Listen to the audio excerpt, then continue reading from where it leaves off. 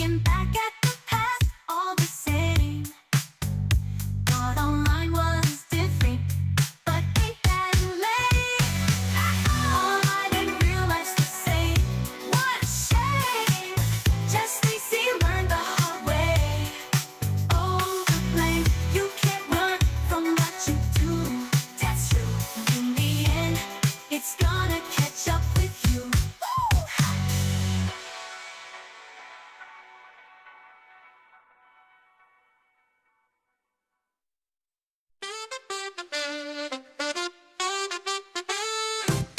Fosco left the city, got that homestead plan. Oh yeah. Cashing out the rap race, now he's a free man. Moving to Wyoming, Casper's where he'll be. Raising up them low cows, ain't no college degree. Fosco's funky rich, oh, he's living the dream. Boogie down, homestead vibes, always letting off steam. Click your photos, toys in his hand. Life's the groove in Casper land. Milking them low cows, whistling the day away. Ooh, got his cowboy hat in his boots made of suede. Ooh, grows his veggies fresh from dawn to the dusk. Living off the rhythm, ain't no need to rush. Fosco's funky rich, oh, he's living the dream. Boogie down, homestead vibes, always letting off steam. Click your photos, toys in his hand.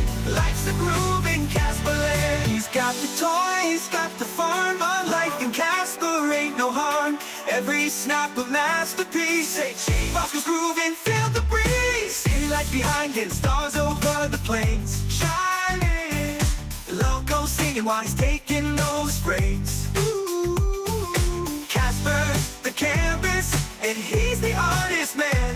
In this funky paradise, yeah. Fosco's gonna play.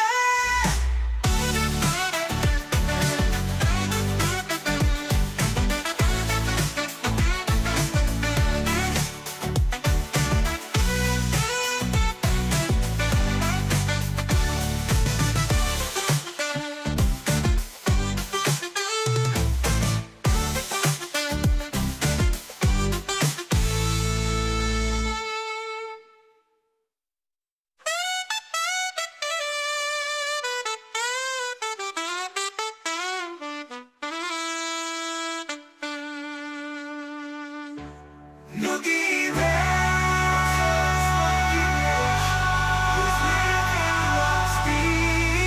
Look it down. Homestead vibes, always letting off steam.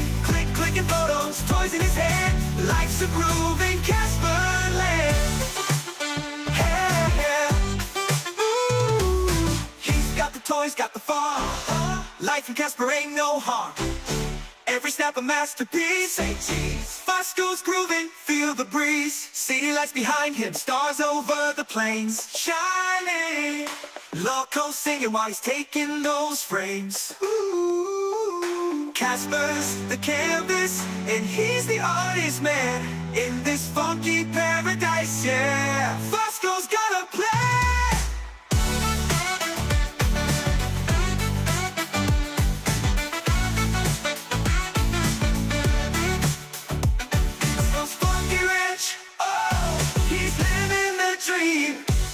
Homestead vibes, always letting off steam. Click your photos, toys in his hand. Life's the groove in Casper land. Fosco's gotta play. You're listening to FFOP Radio. Reach the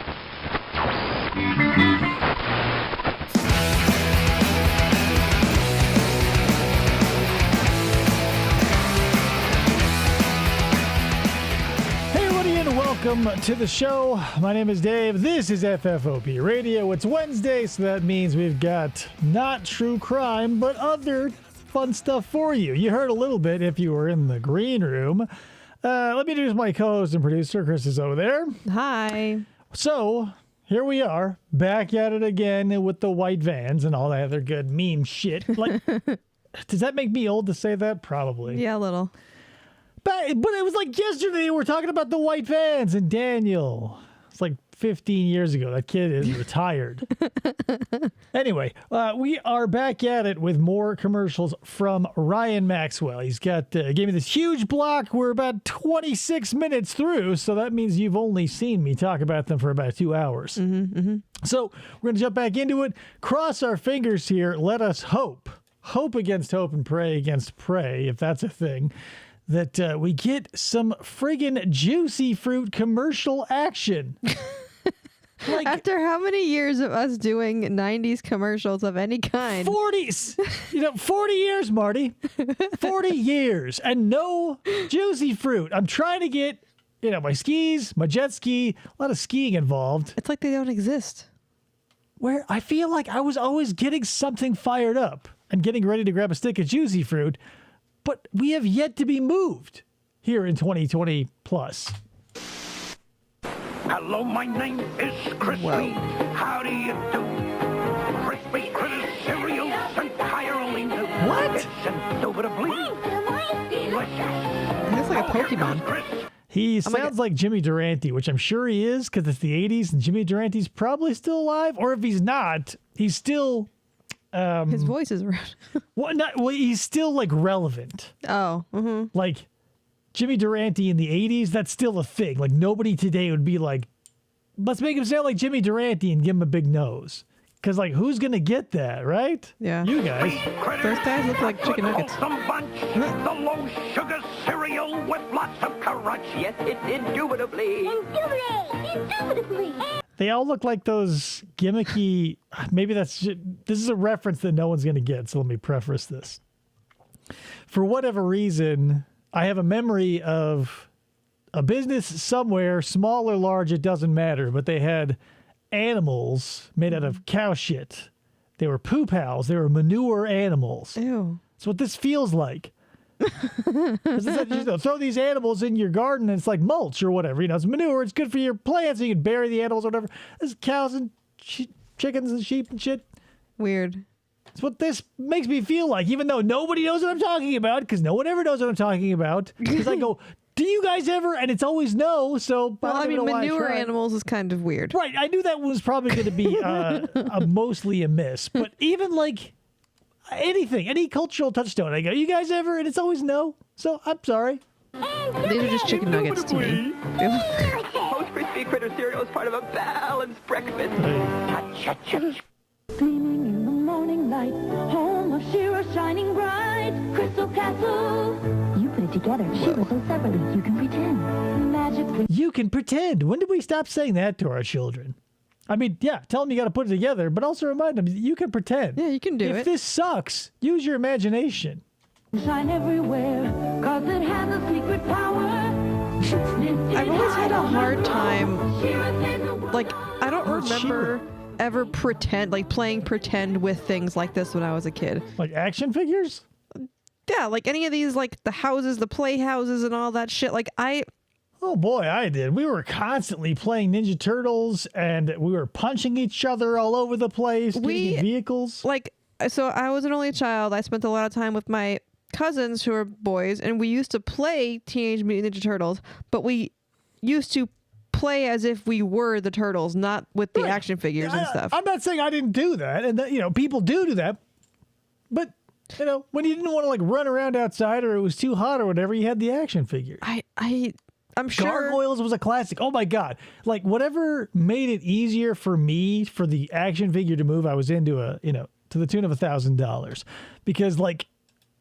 Maybe you wouldn't know this, but, when you have an action figure, you're basically stuck within normal confines unless you want to be one of those kids who's like, oh, this guy can fly. Blech.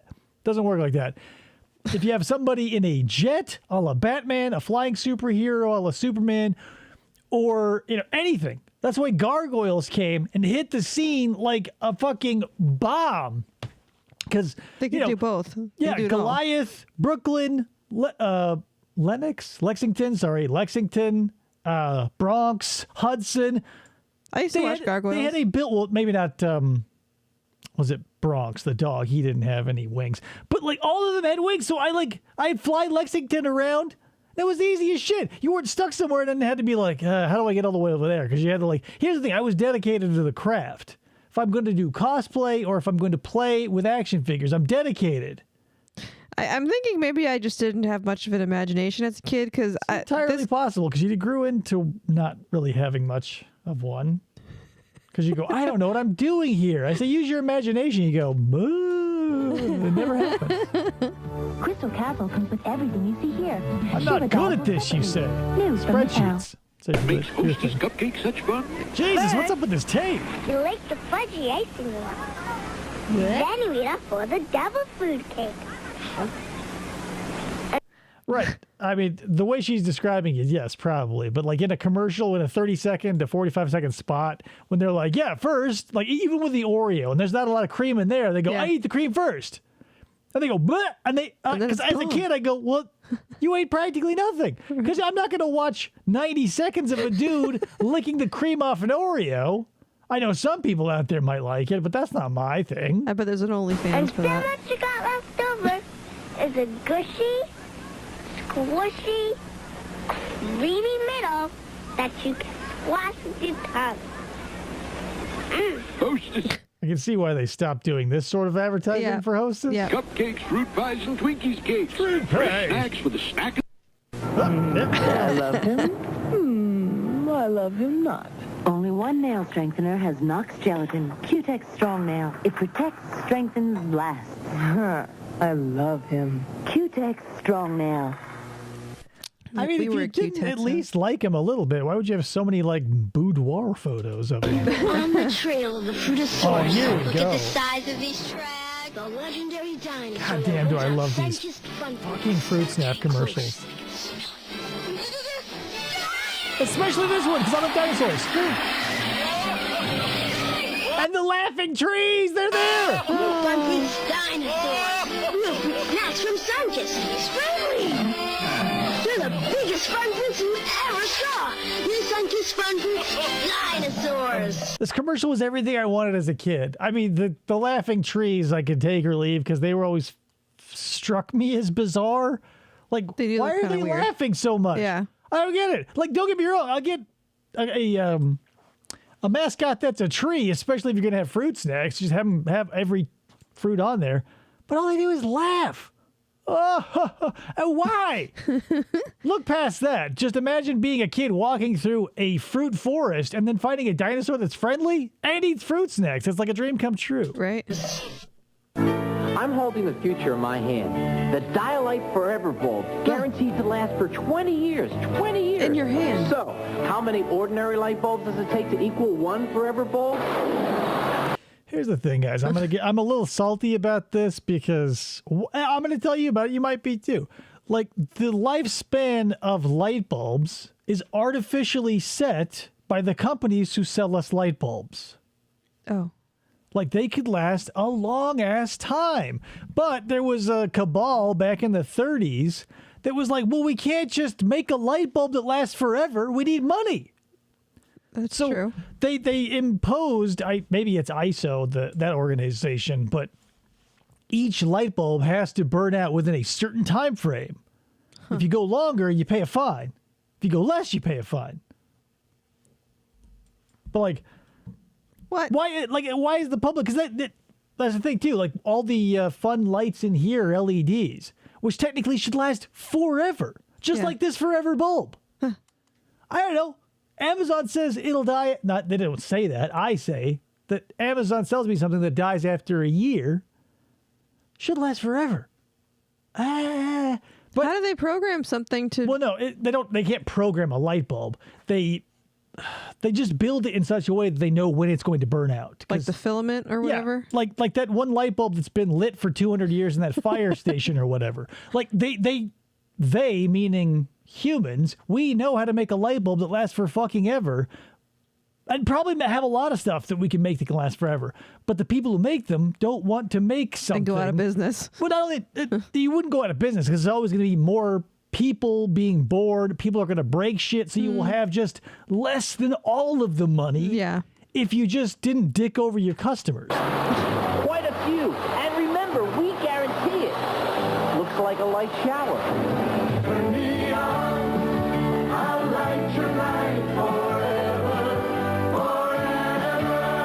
caveat. Do they exist anymore, do you think? Or do you think Sylvania came and broke both of those dudes' kneecaps and said, you guys don't exist anymore? Because I've never heard of Dialite, so they didn't make it into the 90s. No. From Dialite. Dude's dead. It's buried in a football field. Oh, God, this is so close. Ugh, but this predates the really good Doublemint theme song, where you double your pleasure and double your fun. This is really terrible. Keep you coming back for more, but the single most favorite double in the world is double good, double mint gum. Double your pleasure with Double Mint Gum. Double good, double fresh, double delicious.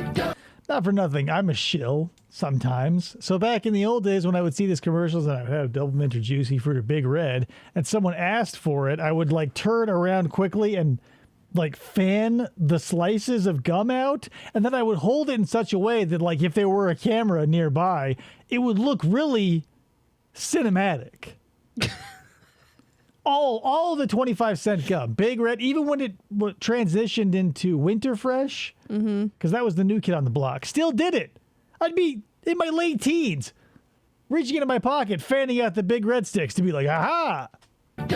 Why? Double mint gum. Double your pleasure with Double Mint Gum. Now, let's have a fun time with a real Josie.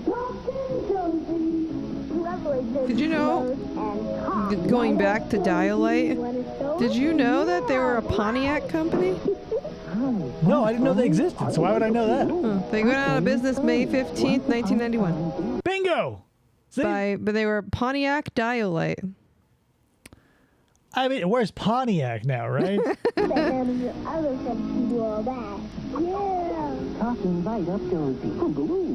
God, how did they sell toys to kids in the 80s? Collecting fast ones racers from southern states, like my Dynamo with Florida plates, and What? my Drag King with Georgia plates. You can't beat my Jet Set with New York plates. I'm going down to Fort Myers. Oh no, I'm arrested. Five Fast Ones racers with one-of-a-kind Fast Ones plates from all 50 states, each sold separately. Yeah, not low key. I kind of want this. I love a good Matchbox or a good Hot Wheels. And it's crazy. The company man just released a video, I think today, as of recording, about Matchbox and Hot Wheels. Who did? The company man on YouTube. Matchbox obviously happened first. It was like in the 50s. They had cars that were small, but not very small. And they made Matchbox cars that could fit in a Matchbox. Right. Mattel was already a juggernaut, saw what Matchbox was doing, blew them away. Yeah. They sold their 1 billionth car in 1999. Wow. And today, Mattel owns Hot Wheels and Matchbox. Oh. But they keep them separate because they have the fans. Yeah. And the whatever. I find this dubious because sometimes whatever. But it's kind of true. Matchbox has been a company that sticks mostly to like the realism of the cars. They're like the details are more accurate, whereas Hot Wheels, flares out. Go a little crazy. What do they call it? Artistic license. Yeah. You know what I mean? All right. Hot Wheels still the fastest. I can see that with Matchbox being the more realistic. Yeah, I mean, of all the Fiats I own, the Matchbox ones are the more real. King. Other Fast Ones racers sold separately. From Kenner. Tenor. It's fabulous Dreamglow Barbie. Dreamglow Kin sold separately. We use special fabric for TV. Girls have got What? Special fabric for TV? Barbie, So she won't look like this. Ruffles and lace to wear any place. So do they not glow? What a glowy girl can do Ugh. anything. Whoa, that's crazy. But here's the thing about glow in the dark shit. Like, I don't believe it's a special dress because they probably sold a dress that glowed in the dark. It's just if you have an ultraviolet light, it'll make things that glow in the dark glow in the light. So there's probably just like a fat PA holding a black light over this thing. Be like, ew, movie magic. A key grip. Dreamglow Barbie doll comes with this glow-in-the-dark gown and stole. Dreamglow layer Kin down. doll sold separately. From Mattel.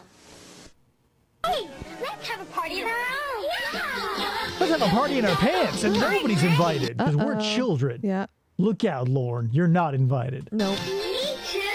We're all wearing the same gown. We're matching. Don't worry.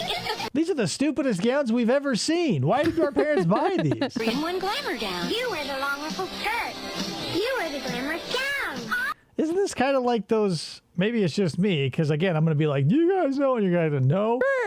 But like those, I feel like everywhere on social media, rather on every platform, I've seen something along these lines where it's like a woman walking down the street trying to get away from a dude, like she slips into an alley and like just pulls her dress and it changes color and shape. Or like a woman who's like, why? I don't know. This feels fucking fake to me, and it probably is, but I can't prove it. But like, you've probably seen a video like this where it's like a dude with like a turned back baseball cap and he's like, come on, babe.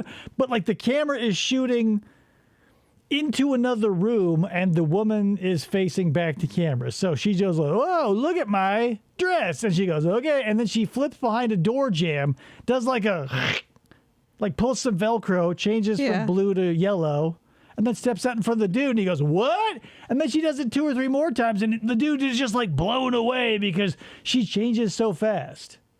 But doesn't he hear the Velcro? How is... And P.S., like, if you did that, I would be like, what? I would be like blown away. I would be like, what's happening? Can we leave like, yet? Did you become a magician? Can we... Like, I don't want to... Like, I feel like giving the okay on the dress that you wear is enough. If you were to like, no matter how fast you were able to change, one is enough. It's fine. Like, unless you were covered in like birds' nests in your hair and like when you're wearing a wife beater covered in mustard stains and cigarette burns, I'm not going to be like, go change. What do you think my standards are? Not very high when it comes to dress. So many ways to wear the 3-in-1 glamour gown. We'll all look dazzlingly different. The new Dress and Dazzle 3-in-1 glamour gown. You'll know. They all look like not the slaves, but the children of like indentured servants who found a pile of like discarded cloth and were like, we're gonna be princesses, because none of these look good. No. Like, they're not like, oh, look, like, because who's going to be just the one who looks like they're wearing a tube top to their knees? Like, oh, you're the prettiest one, Catherine. Like, because we don't want to wear that dress, and she's going to keep it. You'll know by the bow. You'll know by Tonka. It's a Tonka dress. The early birds, and we're both after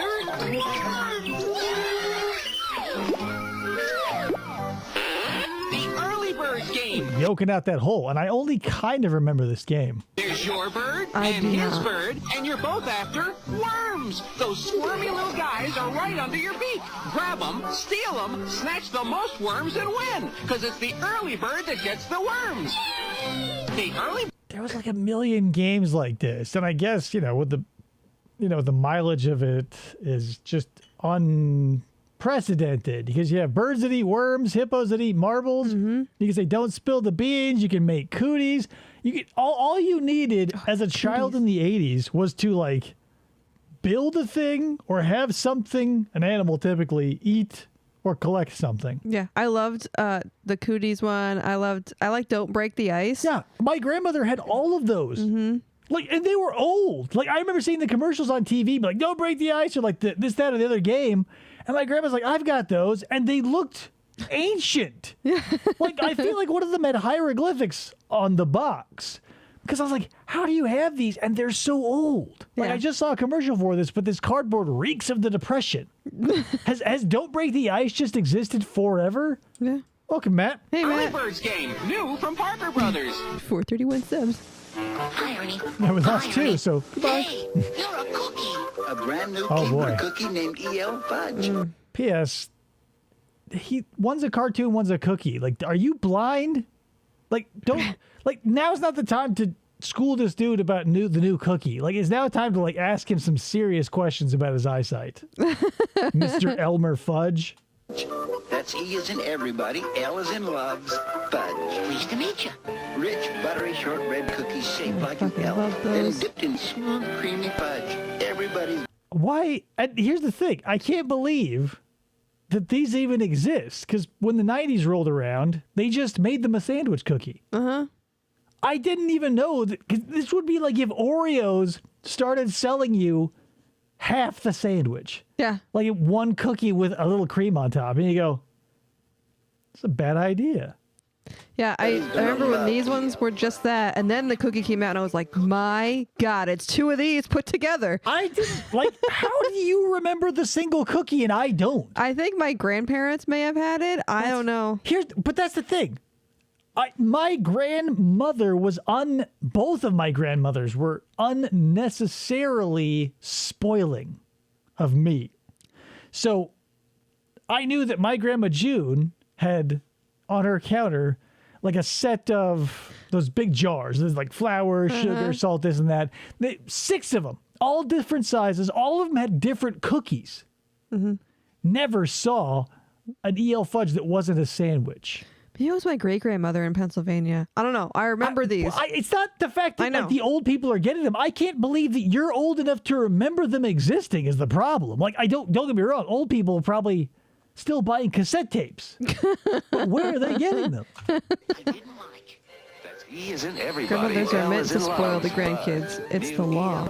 Right, and my fucking grandmother, typically, did it to a fucking T, man. Like, one grandmother, Grandma June, she just had her house stocked with the shit that a child would love. Drumsticks and ice cream and sugary cereal and a drawer full of Bubblicious and Bubble Yum. The cookies were off the charts. And the other one, my Grandma Rita, she didn't keep it on, like, in the pantry in stock because she was further away. But we knew we'd show up to a suitcase full of shit. Goodie bags. Yeah. But they turned from bags into, like, luggage. God damn. Like. That's awesome. Statistics show that one drug addict or alcoholic will adversely affect the lives of 4 loved ones, and they in turn affect the lives of 15 other people. How long before we're all statistics?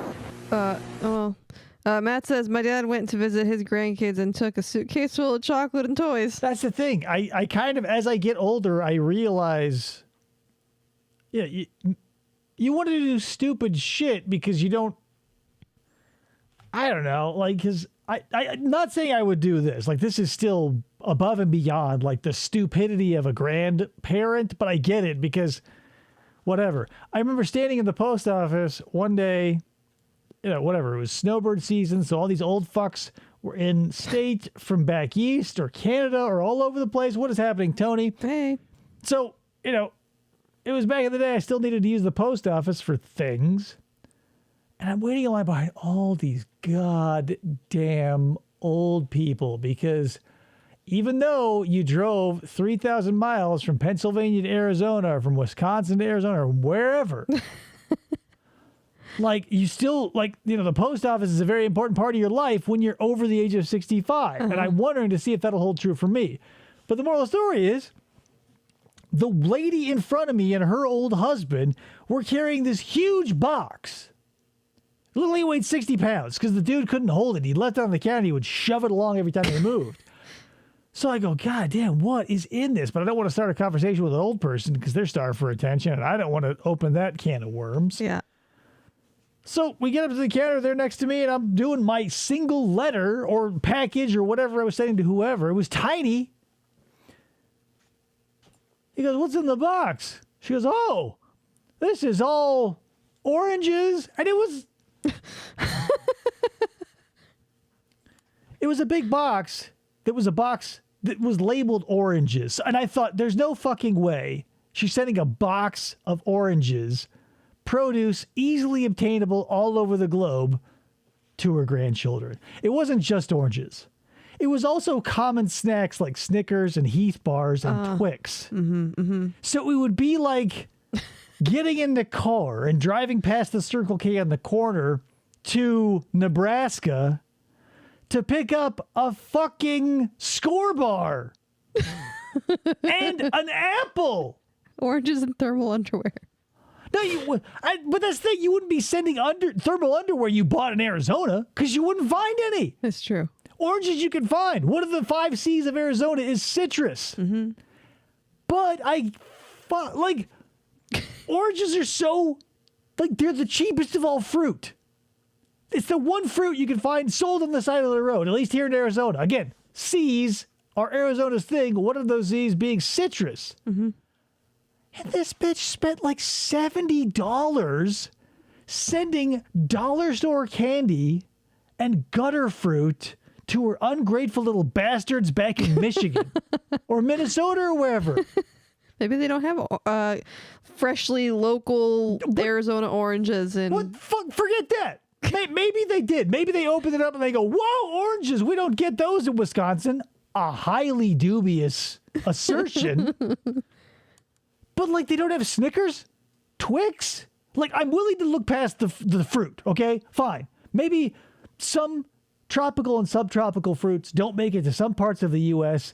because of supply chains or whatever. I'll buy that, right? Snickers? Are those seasonal? 'Twas the night before Christmas when all through the house not a creature was stirring except Fievel the mouse. Presenting Fievel, the adorable star of Steven Spielberg's presentation of the Don Bluth film, An American Tale. Wow, that's I knew that was Don Bluth. I didn't know it was Steven Spielberg, but that the American Tale is right on this side of the line of horrifying a child. Like if you say, here's the line, do you have horrifying children or not? Here's American Tale, but just barely, right? Right here on this side of the line. But the Last Unicorn is like here. It's fucked, dudes and ladies. 4 different McDonald's stocking ornaments featuring Fievel. Each one comes free when you buy the perfect stocking stuffer. A gift certificate. $5 book of McDonald's gift certificates. This holiday season, give us a rip. Oh boy, now we can get fries? Yay! Yeah, imagine being a 7-year-old and running to the tree, foregoing the presents. A gift certificate. $5. That'll feed us for a week in the 80s. Terrific surprise. Free Fievel stockings with our gift certificate Yay! inside. Let's just play with this. I'm so strong, I play soccer. Holy shit! This is the gum I've been talking about for so long. You know, yeah, whatever. This sort of softens the blow of never seeing juicy fruit. This is that gum that is a square with the rounded edges. I brought it up before if you've watched. Here it is, people. They made it in cinnamon. They made it mint. Then they made it in root beer and regular bubble gum. Holy shit. It's like the Gushers of gum. Terrible idea because putting a bunch of sugary syrup inside of a gum really loosens it up. You really got to work through it. But terrible ideas were part of the 80s.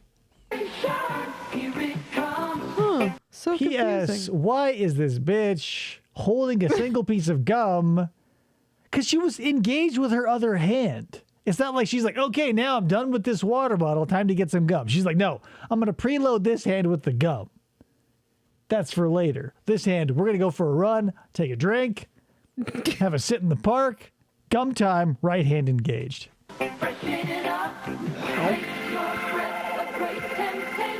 Ow. There it is. What? The gum that goes squirt. Ugh. The gum that goes squirt.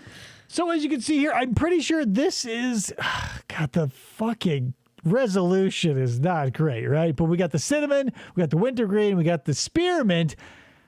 Could this be pineapple? This is probably root beer. I remember root beer like crazy. And pink is typically the color of original flavor bubblegum. So my money's on root beer, but I mean, you be the judge, but I'm right.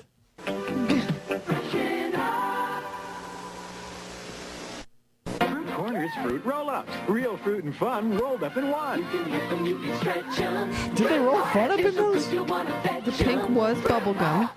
Duh. I mean, pink, there are some colors that you just associate with concepts. Red is stop, green is go, pink is bubblegum. The yellow was just called fruit. Right, but it fruit gum. Right, it tasted a lot like pineapple though. It I'm felt sure. Tropical roll-ups are pretty cool, but they didn't roll up any fun in them. Not until they started cutting shapes into them. And P.S., what a fucking terrible idea. As a parent, I can't think of anything more annoying than a child with sticky hands. So when whatever company who makes fruit roll-ups decided to like cut shapes of like Ren and Stimpy or the Care Bears or whatever. It's like, hey, you can pull them apart and now you can play with your food with your disgusting child hands that were in your nose and your ass and on your feet and on the ground. Now use those fingers to really gum up your candy. And also, after you eat the candy, your hand's going to be sticky as hell. Yep. Did fruit roll-ups hate the parents? That was like as a kid, I fucking loved it. With the tongue tattoos. Oh, yeah. Everything it's a kid's dream. But yeah, I realize now why I didn't get them very much. Because like, what a disaster. Ditto. Yeah. So hello, Angry Pomeranian, and hey, Ryan. What's happening? About 2 children with sticky ears. Fruit corners, fruit roll-ups are the 2 Hassenpfeffer stuck in the mud. Ryan, it wasn't an unlocked memory. I've talked about it before. But we're talking about nostalgia in the 90s. But remember when I talked about the Alf Goes Wild cassette tape that I had? At certain intervals during the story, there'd be like a little stopping point. It'd break up the story to have Alf tell a joke. And he's like, what's louder than a Hassenpfeffer stuck in the mud? Give up? 2 Hassenpfeffers stuck in the mud. You know what a Hassenpfeffer is? Put it in the chat. The chewy snacks made with real fruit that you unroll, peel, and chew. You can trick them, you can treat them. Fruit corners. You can stop them, you can eat them. Fruit roll-ups. Fruit quarters, fruit roll-ups, now in great tasting grape. Now. Watch me scare Fred out of his pebbles. Barney was such a tool. Rabbit? Is Rabbit what Hassenpfeffer is? It's a Hassenpfeffer. And P.S. As a child, I was like, rabbits? At that point, I'd never heard a rabbit's death scream. So when Alf was like, what makes more noise than a Hassenpfeffer stuck in the mud? I as a child, thought anything? At that point, I'd never heard a rabbit make a noise. Oh, yeah. They're terrible. Yeah, but like, so was Alf telling me that, like, to elicit the death screams of a rabbit, stick them in the mud? A little dark. We're walking the line of horrifying a child. It wasn't a VHS, it was an audio cassette, but still, it's the 80s. It's last 90s. Pebbles cereal, part of this nutritious breakfast. Now from Pebbles, you can get giant bottle cap. Flintstone flying disc. It's the size of a bottle cap. Don't open don't throw it to anyone with an open mouth as a choking hazard. Here's a real quick story. Oh, geez. Is it about killing rabbits? No, it's about throwing stuff in people's mouths without knowing. Okay. Cautionary tale, right? Because I would never have known that this could happen until it did. So we were, as a group of friends, whatever, walking through the Arboretum, which is like a botanical garden, but of a different name. And it was the time of year where everything that could berry or flower was berrying and flowering. And typically you don't pick the berries off of shit you don't know, especially when they're small and like dark blue or dark red or whatever. And they're just confusing. And around here, I don't know what the flowering plant is, but it just produces these awesome little red berries that are adorable, but you don't eat them because they're like, toxic. Yep. So we had an exchange student at the time walking through the Arboretum. I pluck a big old, because they grow like grapes on a thing. So I was plucking them off this thing and just throwing them in random directions as we're walking. And no, not thinking I'm causing any harm, but one, I just go pluck, foo. And the exchange student was standing next to me walking. She goes, she's out of nowhere. I'm like, what the fuck? I thought a bug flew into her mouth. Turns out the berry I flew shot directly down her throat. She didn't even have a chance to taste it or chew it or do anything but swallow it and then try to cough it up. Oh my God. And then she spent the rest of the day thinking she was going to die. And I was like, one berry probably won't kill you, but look out. Oh, Barney. Oh, Dino. For fun with a twist, it's Dino. a Flintstone flying disc. What an So small. There's no way in hell I'd be able to catch that. I can barely catch a regular Frisbee. How many rabbits have I killed? I mean, debatably none. But, no, I can't even say that. Because you want to hear a quick story? Of course you do. So when I was in high school, afterwards era, my best friend at the time, Sean, lived in Reno, but not even in Reno. He lived essentially kind of like where I live now, on the outskirts of nothing. So from Reno, the town, the biggest little city in the world, to his house was like a 45-minute drive along roads with no streetlights. Oh, good. And it felt like a lie when he was telling me this. And then I found out that it was true. Because I had to drive him, because I stayed with him for like a week, so he couldn't take that much time off work. So I had to drive him to town to work every once in a while. I have to go pick him up at night.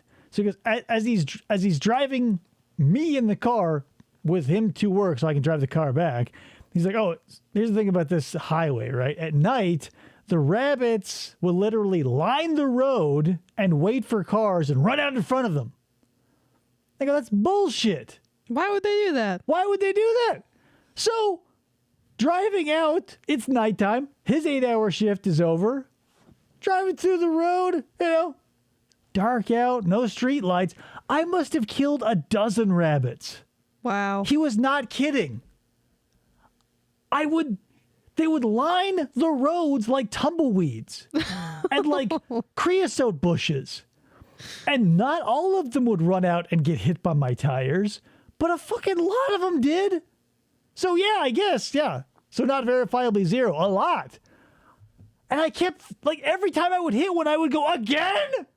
Like, I was in 2 car accidents close enough together that as the second one was happening, I go, seriously, again? And I hit the dude's Jeep. Because he was turning in front of me against an arrow. Mm. And that, I felt, was the craziest thing in my life up until that point. But when I was hitting the 11th rabbit, and I go, are you kidding me? Cocoa Pebbles. Look, who's there? Look. Sorry, Rob. Clean up your act. Can you clean up this place? Stand back.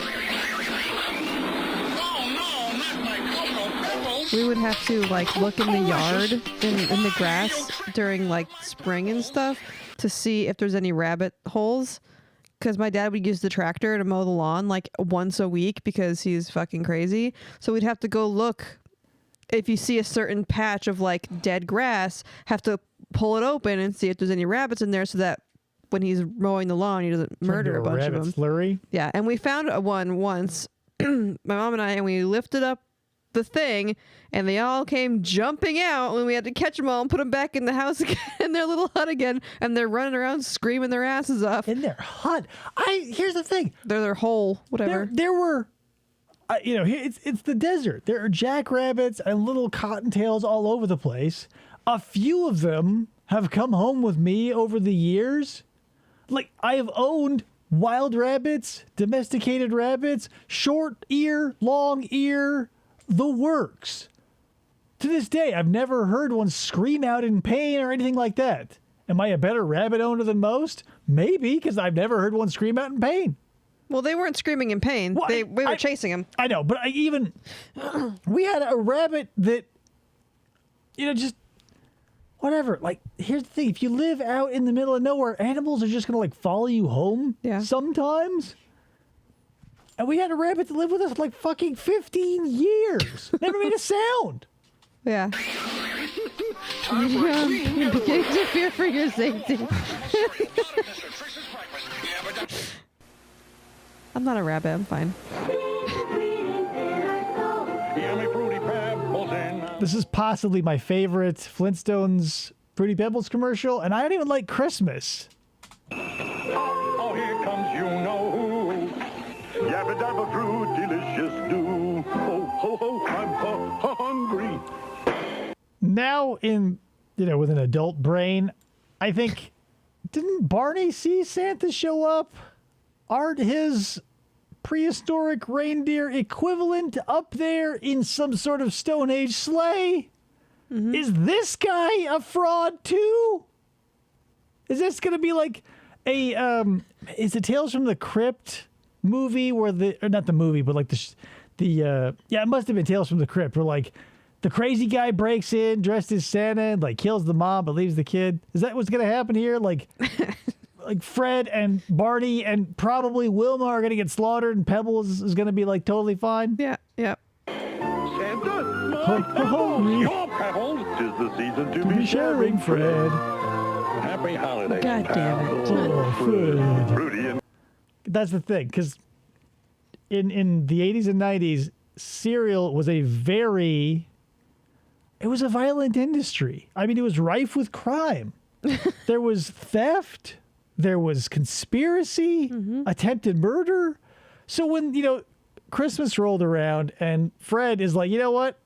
'Tis the season, buddy. And P.S., there are obviously some sort of reindeer that aren't dinosaurs, right? What's going on? Tea and Cocoa Pebbles cereals, part of this nutritious breakfast. G.I. Joe forces hit back while they move their secret recon satellite to safety. But blasting down from Devil's Mountain, Cobra's gonna hijack it. Here come the reinforcements.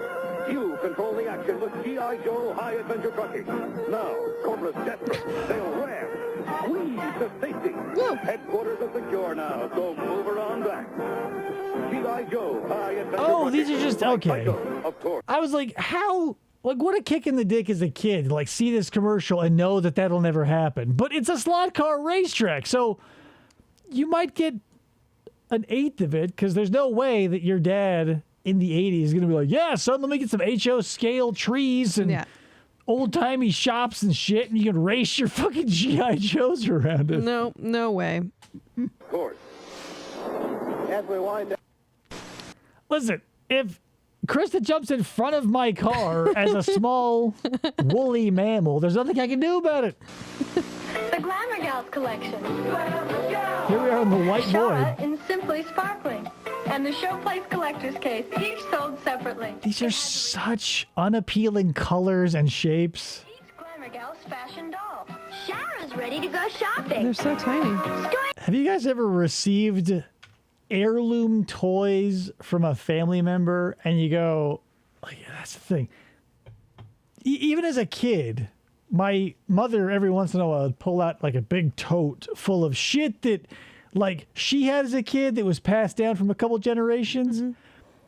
And so like in this box was just like a cluster of horrifying things because I don't know why adults before a certain time you could just like call something a toy or like I don't even know. Like everything in that bin, I just remember being a horrifying experience. Like monkeys with felt bodies and plastic faces and crazy smiles and like. Yeah, there's the creepy aspect of those toys, which I'm pretty sure like you used to even have. They're probably still kicking around, but I think the problem was at least that the transition. Because, like, back in the old days when all you had was wood, you go, I have a wooden doll and a wooden train and all this other shit. Then, like, technology progressed and we had toys that were, like, the product of people trying to exploit material that was available, which doesn't sound fun. So that's why you have, like, a Monchi-Chi. It was like a stuffed animal that was kind of soft and like what a stuffed animal would be, but then it had like plastic hands and face that would make it completely unappealing. Yeah. And those are the things that would get like sun bleached or like dried out and cracked. And you'd go like, it would go from like a mildly horrifying thing to an absolutely horrifying thing. And this was like light years ahead of the Furby when they could talk and horrify you by themselves. I had a Furby and I hated it. It would just start talking in the middle of the night. But Ryan's right. We should start a band called the Felt Body Monkeys. Oh, yeah. People say we monkey a felt. No, that's wrong. Doors open. Buy something free. Doors open. Look, Shara's en route to Tootin' Road. Look, they put stars over her nipples. Ooh. That's 80s style censorship right there. Glamour Gal collection Showplace Collector's so Case. fucking Dolls sold terrible. separately. From Kenner. Kenner, what was up in the 80s? Barbie makeup fun. It's the Barbie Cosmetics Beauty Set. It's beautiful Barbie I'm makeup pretty sure all I in had one that. set. With Barbie cologne, Barbie lipstick, Not even perfume. Barbie eyeshadow, Barbie blush, Barbie nail polish, all in one beautiful Barbie makeup shotgun. Pow. I don't remember ever using it because I'm pretty sure my father wouldn't want me to make a mess. Right, who would... this is the type of thing that someone without kids would come up with. Yeah. Because nobody on any board anywhere who has a kid would be like... Or, whatever. because people have kids and they just like check out until college and they go, "Want a beer, son?" or whatever. Those are the type of people. But like, I can't like. Again, it was the old days, but like, and since it was my grandfather, he was like right in the key demographic of like, since it's called a toy, it can't be dangerous. But he bought like every once in a while he'd show up to school and not drag us, but like chauffeur us to Toys R Us just out of the blue. And I'd always get like a Ninja Turtle thing or a Nintendo thing or something. My brother found this huge wooden case of like real metal tools. Wow. And like a real metal saw with teeth, and he sawed all the legs off the patio furniture. And like, how is that allowed to happen? He bought a metal saw. It was a metal hammer. Like, there were tools. They were just small for children. And he fucking destroyed the house. I don't think there's much of a difference other than gender. I just think that cologne, you know, maybe this is just me and like gender stereotypes, but perfume sticks to more of the flower and the lighter scents, whereas cologne, you're getting like leather and musk and like heavier. Well, I used to think that too, until if you get like gift box sets of perfume, like you get, a lot of girls get that. Like I got one from the doctors and stuff like that. Anyway, and there's like a lotion, an actual perfume, and then a small bottle that's called like something cologne. So it's like a smaller travel size of the perfume that's called cologne.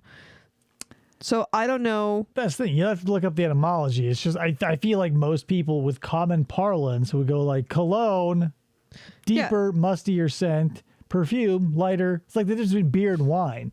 No one would like open a bottle of wine and be like, beer? It just feels wrong. Just because you pour wine into a beer bottle doesn't make it. That's the thing. What are words even meaning? So pretty. Can I try? It's French, probably. Barbie Cosmetics beauty set comes with everything you see here. Oh, and it comes in that plastic case. You can stick them back in again. Yeah, setting it on a filthy carpet at home, optional. All the glowworms. I have mystical glowworms. I had one of those. I had like 10 of those. And the dark goes away. La-dee-da. I only got one. I had a big family who didn't really understand things. Because they weren't really great toys. Again, it's the melding of like the soft stuffed animal body and the plastic head that can also light up. Yeah. But it's also one of those stuffed animal toys that has like a huge plastic computerized voice box in it. So it's never going to be a cuddly experience. They were never like, the glowworms I had, I used as flashlights when I couldn't find a flashlight. Hasbro's musical glowworm is a daytime friend and a bedtime. Bingo. Thank you, Ryan. I'm saying perfume, feels like a light scent, you know, because you would say a fume. I mean, it's like, I don't know. We have words that mean certain things, right? Like you wouldn't say stench for something that smells good, even though it is a smell. Like roses have a smell and shit has a smell, but you would say one is a floral bouquet and one is a stench. Sure. I say that because I fell into that trap. Because I used the word chortle wrong. My teacher embarrassed me for it. Like, I thought it was totally apt, right? They said, use this word in a sentence. And I thought, wouldn't it be funny if an obnoxious villain character had a chortle? I worked it into a sentence in a story. My teacher just looked at me, he's like, that's not appropriate. And I go, why not? It's like in situ, it's funny. And she just starts laughing and snorting at me. And I'm in the 5th grade. That's embarrassing. So I grabbed the shit, my papers bag, and I ran back to my desk. Because no one wants to be looked at. Especially when your teacher's like, and I felt, whatever. I was proud of the fucking work. Time buddy. Squeeze him and he plays a tune, his face lights up, and the dark isn't such a big place anymore. Good night, Mr. Glowworm. I love you. Save $2.50. Look for coupons in stores and newspapers. Yeah, they'll keep the monster away as long as your child keeps them in like a bear hug. Yeah. Because that's the thing. It's surrounded by fluff and it takes a decent amount of pressure to make that thing light up. True. It's true. Super GoBots, the mightiest GoBots of all. Super GoBots. Think you're big enough for the king of the road? Try me.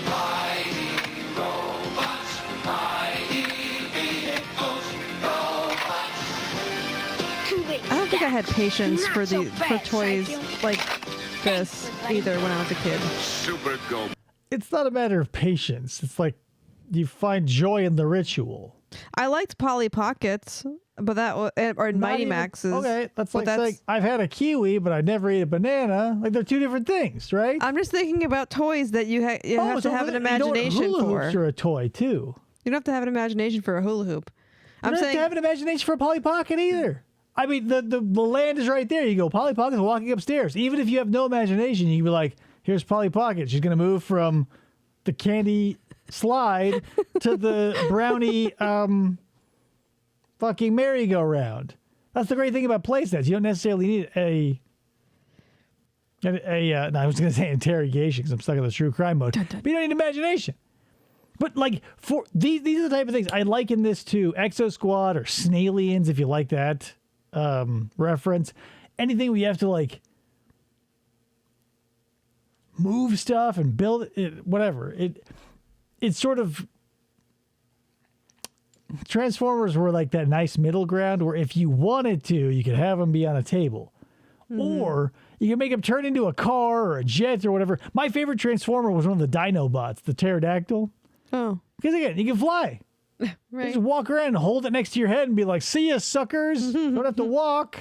GoBots. Stacks. GoBots Either one suck, inside Kale each sold separately from Tonka. To high school musicians everywhere. Now your Cabbage Patch What? Kids posable figures can go everywhere you do with the Cabbage Patch Kids brag bag. Who brings the bag with them? Mom, I have to bring my 8 best tiny Cabbage Patch dolls. Why, honey? The commercial? Told me to.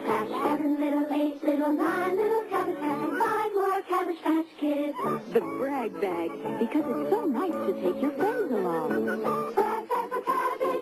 The brag bag. Because you can brag about how many Cabbage Patch minifigures you can carry to your play date. That was another thing in the 80s, man. Buying a bunch of shit that you could stick into a box or clip onto you.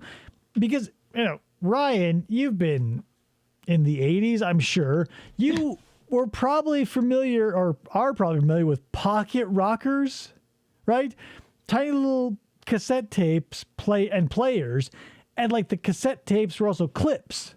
So they'd have like whatever, something pathetic, like 30 or 45 seconds of either a licensed song or something that was made up on, Ryan knows what I'm talking about. But you can like clip me yourself. And like, what a mind-blowing thing to me as a kid. Like another thing I loved and still love is like collecting physical things and like swapping them out. Because Nickelodeon did this was like late in life, like 2009, 2010-ish.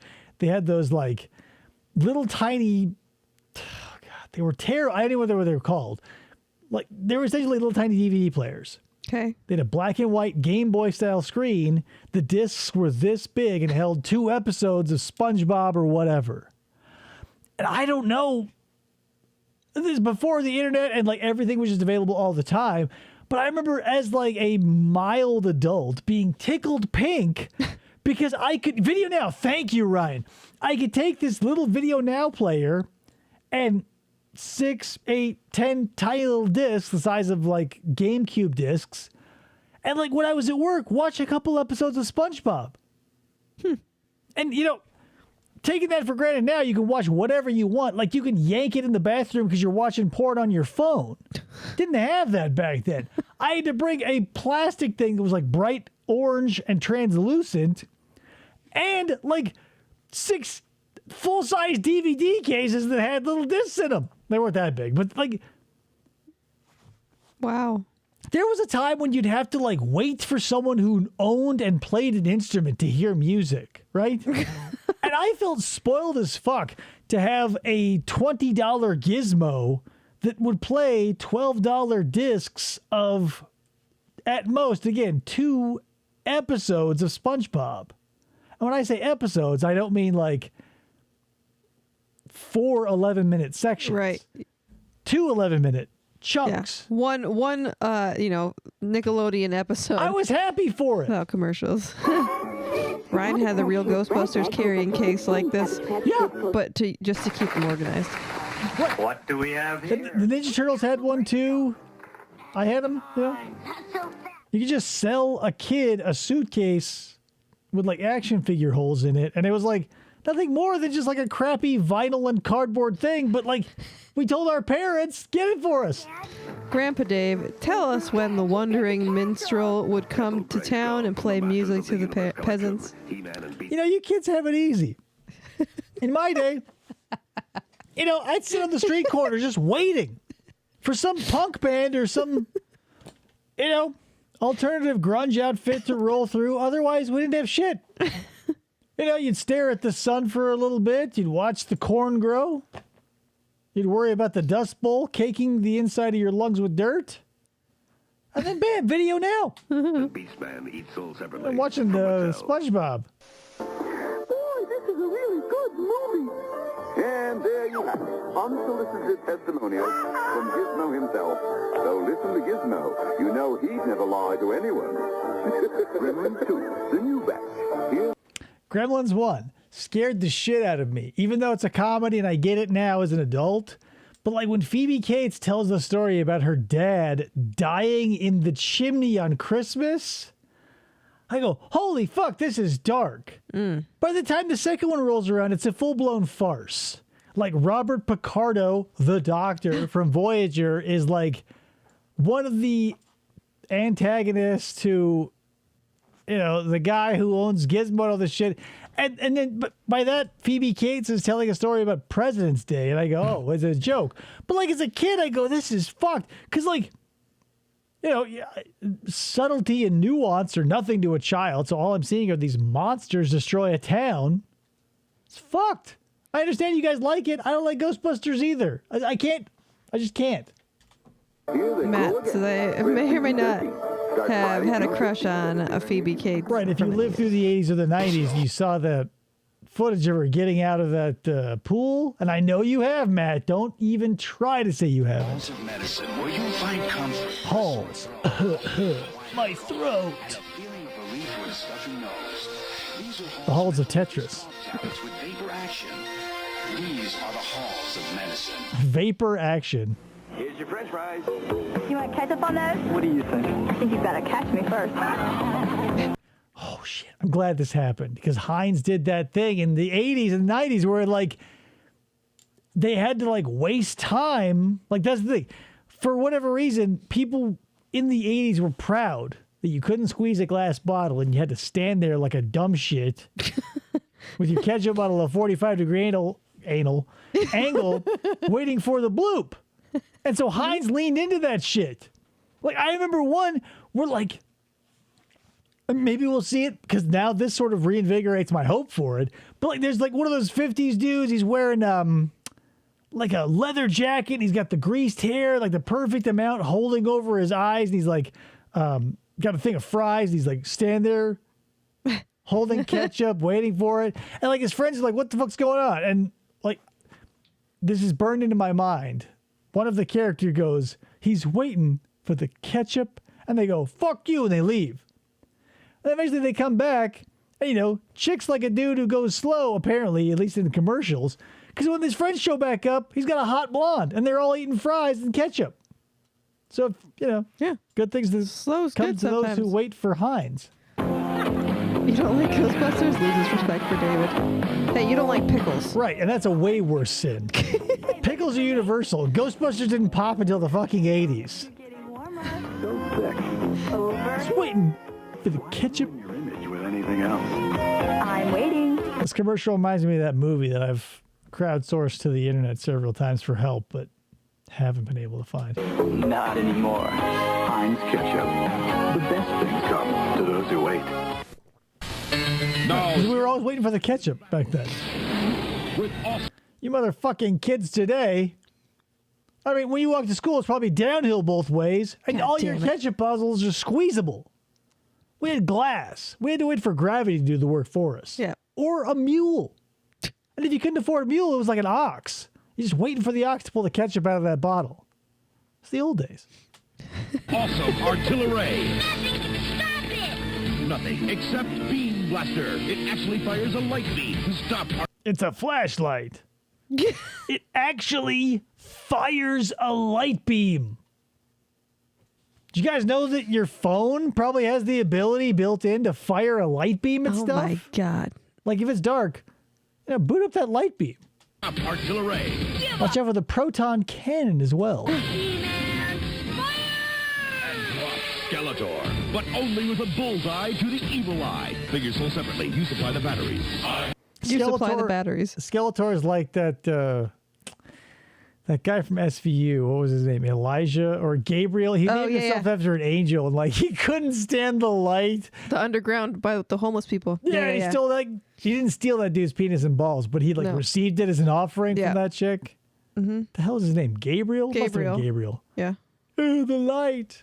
And Dr. Wong was like, "We need to keep the lights off. Turn off the lights." Dr. Wong. New artillery beam blast. As a gay psychiatrist, like that's how you drop him as a character. He's just a regular psychiatrist. He shows up every once in a while. He's like the J.K. Simmons of SVU, because J.K. Simmons, I think, shows up sometimes on SVU, but he's mostly on the regular one. And it wasn't until like there was like some hate crime against a gay person where Dr. Wong was like, as a gay person, I find this very offensive. And I was like, what? Right. Like you couldn't build that into the character. You just had to be like, I'm gay. Like, fine. But this isn't like Ellen. Like you expect Christopher Malone to be like, what? It was so awkwardly dropped. Like, yeah, it was a strange. Did Speedweed write that episode himself? Blaster Stack. He's a producer. The first light action weapon ever from the Masters of the Universe.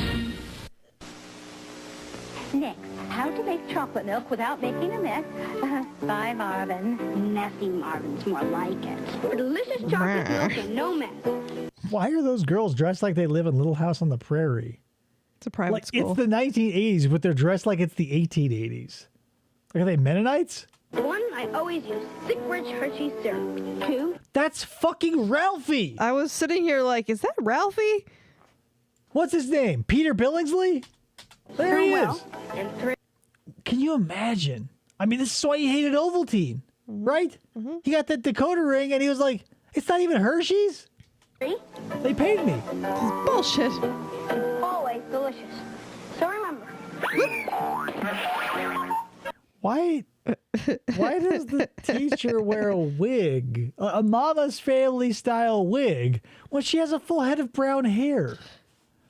If you're going to do the wig thing, have them be bald. Like if I pulled my beard off and there was just another different colored beard under it, you go, well, what are you doing? Oh, Marvin. Good old-fashioned Hershey syrup in the no-mess bottle. It's You'll shoot your eye out. delicious. 1, 2, 1, 2, 3. I can hear it feel when the clock strikes 3. I can touch and taste it, I'm finally free. 'Cause it's my time, it's up to me. I see when it's up to me. I can move. This is tickling the fringes of my memory because I feel like there was and if you know it, please help me, but there was like a commercial that talked about the time. And it was counted out in hours, and every hour they got closer to the product that the commercial was about. But it escapes me all but the concept. And maybe it doesn't exist because, again, I'll go, hey, you guys know that thing? And you go, no, it doesn't exist. And I'll go, all right, fair enough. Ryan says, I met Flick, the kid who stuck his tongue to the pole. Really? Flick? The story, Poor Flick. The story takes place in my area of Hammond, Illinois. Hammond, Illinois? I-N. Is that Indiana? Yeah, because Illinois is I-L. Okay. Typically. There's no L, or rather, sorry, there is an L. There's no N in the abbreviation of Illinois. there is one N. later, but like when it's like New Mexico, NM, and Nebraska. I don't know what that is. NE. Right. I would think NB. Well, then there's MS. Listen, what's that? Missouri or no. Mississippi? It doesn't matter. All you have to know about the U.S. is this. the 5 C's of Arizona are citrus, climate, cotton, copper, cattle. And cattle. I did it. I thought it was coffee at first, but it's cattle. It's not coffee. I wish it was coffee. That's all you need to know. Someone says, hey, point to Nebraska on a map. You go, I don't need to. It's in the middle Why? north. That's all you need to know. Middle north is everything. And anyone that says, hey, you know about geography? What are you, an idiot? Say, name the 3rd C. That's all I care about. Hi, how are you today? Anyway, we met Flick. What were we talking about? Sorry, I cut that. He met Flick. The story takes place in his hometown of Hammond, Indiana. They put a statue of him with his tongue on the actual flagpole there. That's funny. I guess, but like, of all the, I don't know, whatever. Like, if you're in one of those families where like a Christmas Story is part of your life, even though it was just a product released by Hollywood, I would expect like in whatever the hometown is to get like maybe a Red Ryder BB gun, maybe a Fragile leg lamp from France. It's a major reward. But Flick and the... I always thought, I mean, I appreciated the movie as much as I could, but I always thought it was kind of boring. The only part that I really enjoyed was when the dogs came and they ran into the house. But I don't know, man. It's one of those things where like it feels like maybe it's just the generation above ours, or like me and my cousins, because like I feel like if you're 45 or younger, you probably can't relate to it on a deep level. But I feel like my parents lived in a time where they did all that shit. Because like as a kid, I remember going like, well, none of this is really contemporary, and I'm not really feeling any connection. Like the leg lamp is kind of funny, but I go like, I think it's just carried by the, oh God, who's the actor? He plays Kojak. But he's a great actor. I love him. Anyway. Speaking of a big celebration, have you guys seen the movie Big? Where Tom Hanks has sex with a lady, and then she drops him off, and she looks over, and he's a kid. She got turned into a Lorne. But just imagine that, like having sex with someone you've known for months. You drop off at their home, and they turn around, and they're a child in a suit. She just looks at him and goes, is nothing running through her head? Regards to that, I mean? Got a Christmas gift problem. Gifts are easy at Hickory Farms. Relax. Try our beef stick. Try this. Very nice. We've got gift packs with beef stick and cheese too, like Smoky Bar. These are the gift packs you give your uncle that you don't know what to get something for every year. People love the type of food that can last for 7 to 12 years on a shelf. Yep. Especially around Christmas. I go, it's the holidays. I want something that can sit out of sight and out of mind for a decade before I decide to eat it. Because, like, who opens the Hillshire Farms thing, like, right away? Oh, dry super sharp cheddar? I mean, it's Christmas. There's no shortage of good food. Handing them a Hillshire Farm variety pack around a holiday that's centered around food is fucking ridiculous. Oh, well, I have quite a few. We'll even send your gift. No, thanks. I'll deliver them myself. Hickory Farm. Sorry, I said Hillshire. I don't mean to throw shade at them, although they don't make a quality product either. The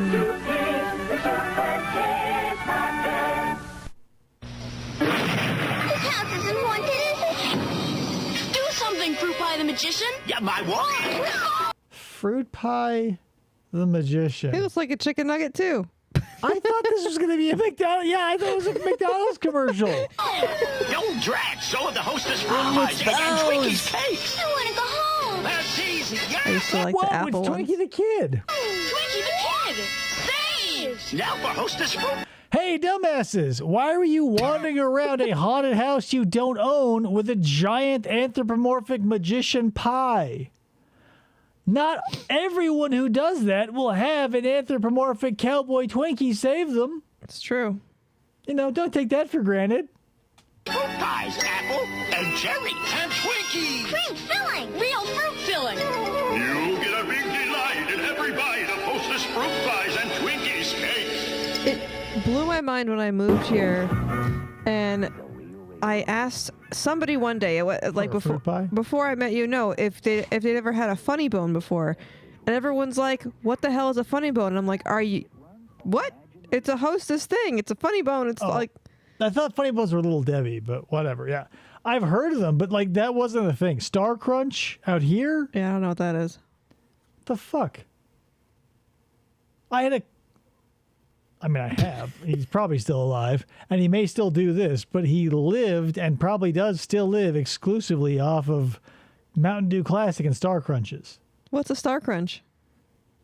I mean, how do you describe a Star Crunch?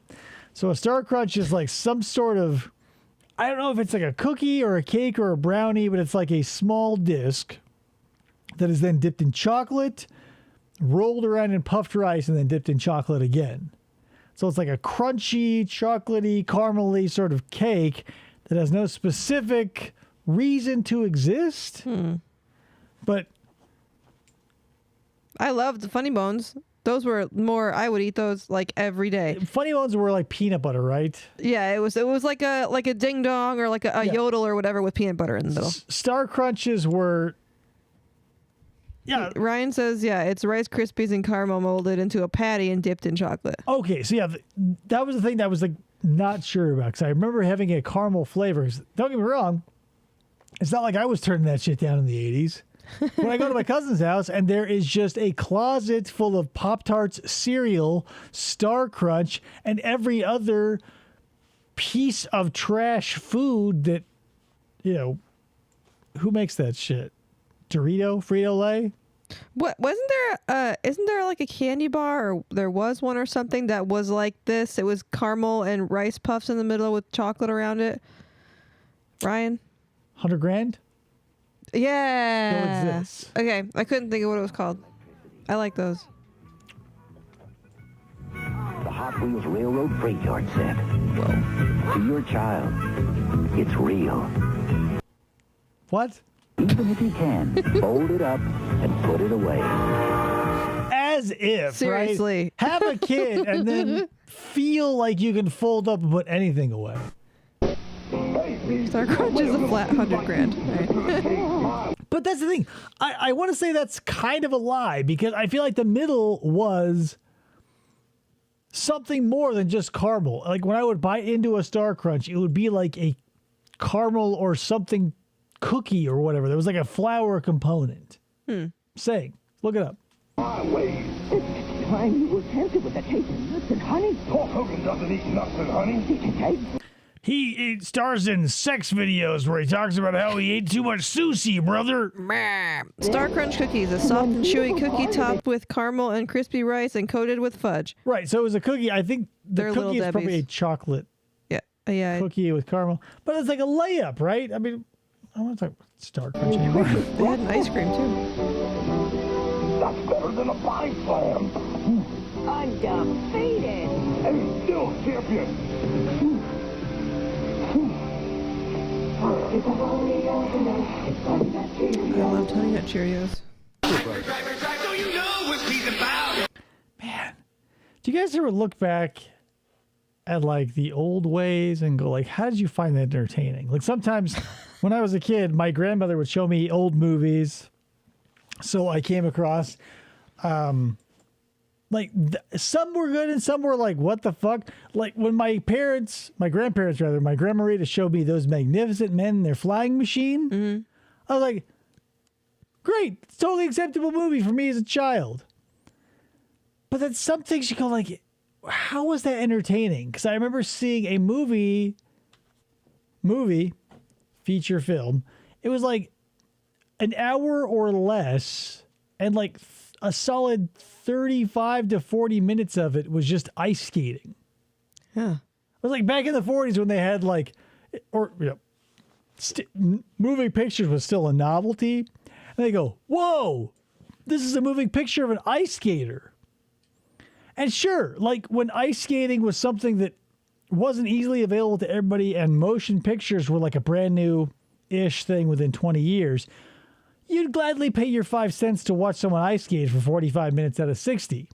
Yeah. But as a child, I go, like, how does this serve the story? Right. And like she's in love with him, but every fucking 2.5 minutes is the plot comes to a complete halt, and we watch ice skating for 8 minutes.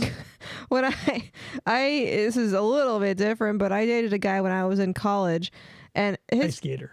No, yeah, he was an ice skater. No, his parents were like older. Like his parents then were probably how old your parents are now. So his dad would just constantly and forever watch silent movies. Like we were in the era of obviously like it's 2017 and the only one that I sat and watched with him that I could like actively be interested in was Cleopatra, and he thankfully would watch that often whenever I was there. I think because he was lonely and wanted me to watch with him. But I was like, why do you watch silent movies? Like they're boring when you have movies now. People's tastes you can't explain. I understand that like there are some people who go like anything before the 90s is too old. Like, and I kind of get that because as a child I remember being like, whatever we have, like the music from the 60s. I remember like thinking proactively to myself, like listening to the Beatles and being like, these songs are great, but what if somebody else recorded them on like modern equipment with like new microphones? But it's not necessarily the audio fidelities, but with art anyway, you're looking for the soul of the thing, not necessarily the what's the word? Presentation of the medium. Yeah. People listen to music that's recorded by a single microphone 40 feet away from the band in like a Norwegian forest. Right. And it sounds like shit and you can't hear anything that's going on. But if you're dedicated to Norwegian forest death metal, you'll listen to it. That's true. Because anything is somebody's favorite thing.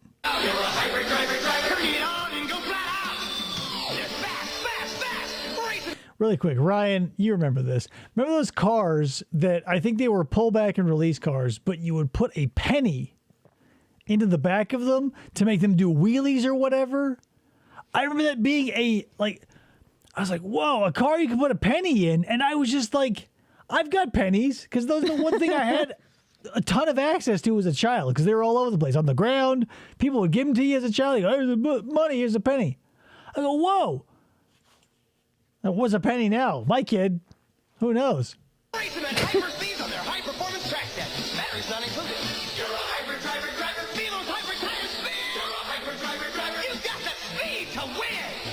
Tonka hyper-drivers are Tonka. hyper-tough. Every racetrack, whether you were a slot car or Hot Wheels or whatever, part of the racetrack would have a figure 8 where there was the possibility of you crashing into the person next to you. I mean, I owned a country mile of track of all sorts. I maybe saw it happen like twice. Yeah. They're ready to race right out of the box. New Tonka hyper-drivers high-performance track set. You Hyper!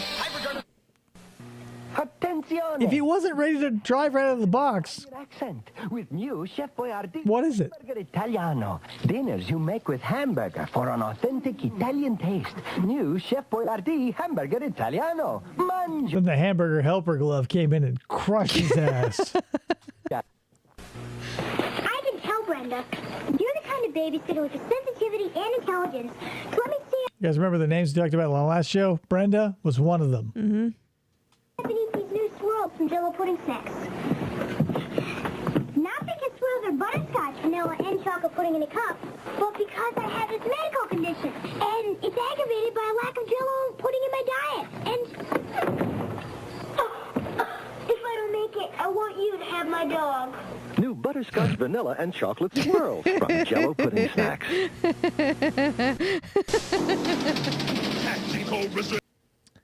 Man, what the? Why were there so many commercials like that? I just remember, like, feeling so one-sided, like that commercial where like the girl babysitter makes no input. There's nothing. And we go, what the I mean, I didn't want Jell-O because I didn't like Jell-O pudding cups in particular. Yeah, I told you it was a real person.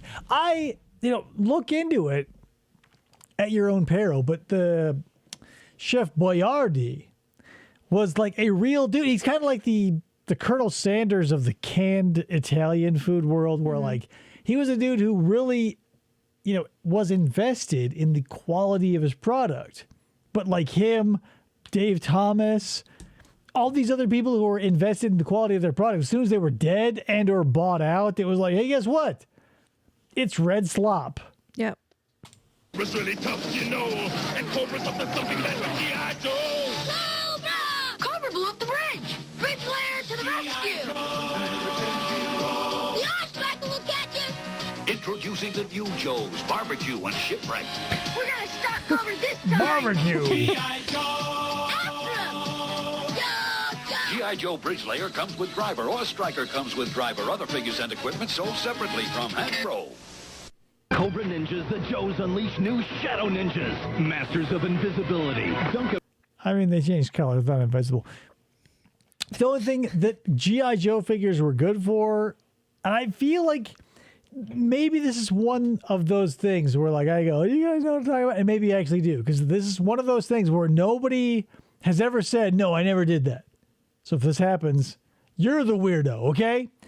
But like when I was in grade school, G.I. Joes were the figures that no one gave a fuck about. So you would grab them by the arm or the leg, and all of my friends who owned G.I. Joes would throw them as high into the air as we could and let them hit the concrete of the basketball court.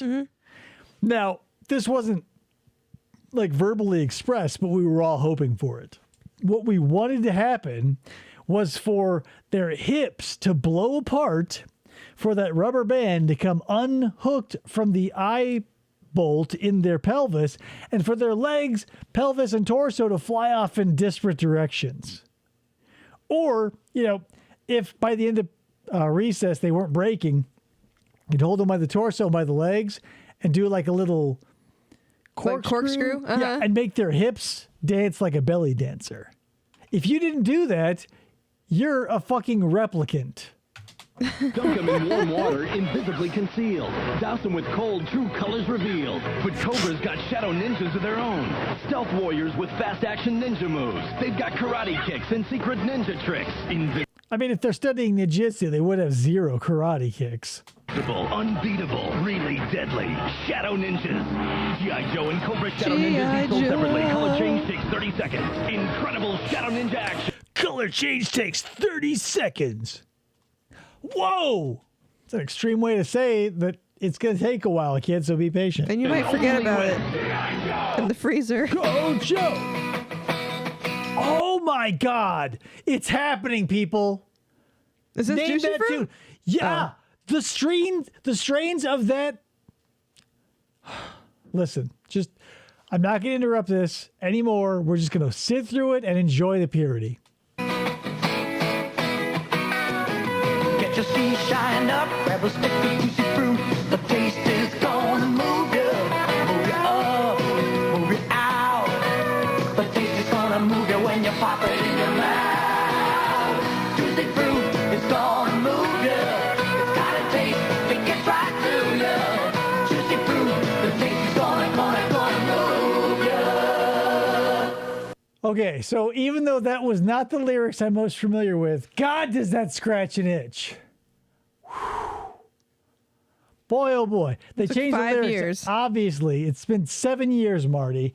But the taste that's going to move you. So they changed it a little bit later, but the OG, not bad. It's like listening to Nirvana if you're a fan of postmodern grunge. We did it, guys. I can die happy. Yeah. We saw the Juicy Fruit commercial. Good night. We're never going live again. That's it. Connect. It's like Legos for people who've got the time. People who like spreadsheets. I fucking loved Connects. And I had Tinker Toys, too. the spreadsheet of Legos. I'm so used to seeing skiing in the snow with that song. Right? I would see that there was the summer and winter Olympic versions. You would see them in the skis on the snow or the skis on the water. And there would also be a jet ski. That's my personal touchstone was for Juicy Fruit was the water sports. Was you got your here they get your skis shined up, but I remember just people at the beach because it was Arizona. Summertime was the thing. It used to get us moving, guys. The commercial was right. The way it was. I had like a small Connect set and Tinker Toys, and my cousins had the Lego sets. I think my parents got me these. Was it Connects that put out the Big Ball Factory? Oh. Remember that commercial where the kid had like the giant roller coaster? Yeah. And like, I think so. It was one of those, like, what a wild time. Because I remember as a child losing sleep to video games or certain things. But like Connects and their Big Ball Factory, at least to me, their claim to fame was like the Connect's Big Ball Factory was so enthralling that the kid who played with the Big Ball Factory, like his parents go, "Good night," click, and it turns out the light. So it's all pitch black. Then you just hear click, and the light illuminates the bottom of the kid's face. And he goes, cranking out the big balls, cranking out the big balls. Yeah, I think it was them because I think my parents bought me these because it's like, okay, you do it and you're done, you put it away. My cousins had a Lego room. So every time they'd get a new set, it's like all their Star Wars shit, everything was displayed in the entire room. And my parents were like, no, we're not doing that. I don't know, man. Anything where like your kids can put it together, they can charge an arm and a leg for. Like Legos are worth more than the price of gold per ounce, and God knows where Connects could be if they play their cards right. But no one's asking me to crank out the big balls anymore. When is it going to be jizz time? You know what I mean? Jizz time. It's frightening how many novels of suspense I've written.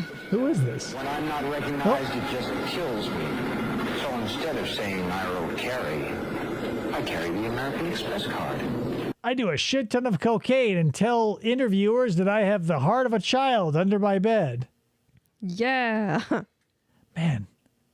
What this must have been probably based on the way Stephen King looks right here. Probably at the same time as Maximum Overdrive and Without it, is life a little scary? To apply for the card, look for an application and take one. Yeah, good luck trying to find someone who accepts American Express, though. The American Express card.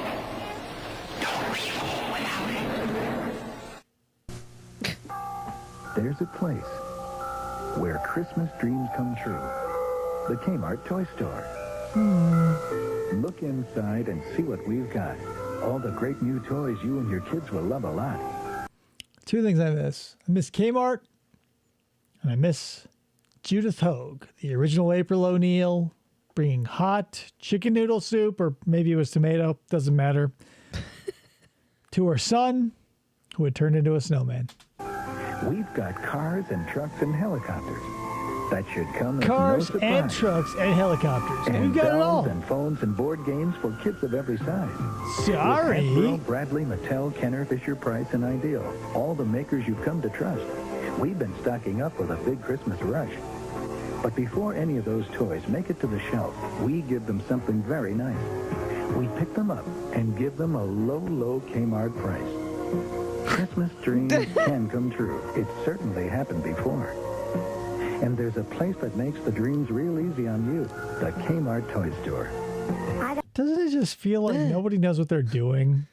Like this VO guy, you're like, yeah, Christmas dreams are gonna come true, and we know it's happened before.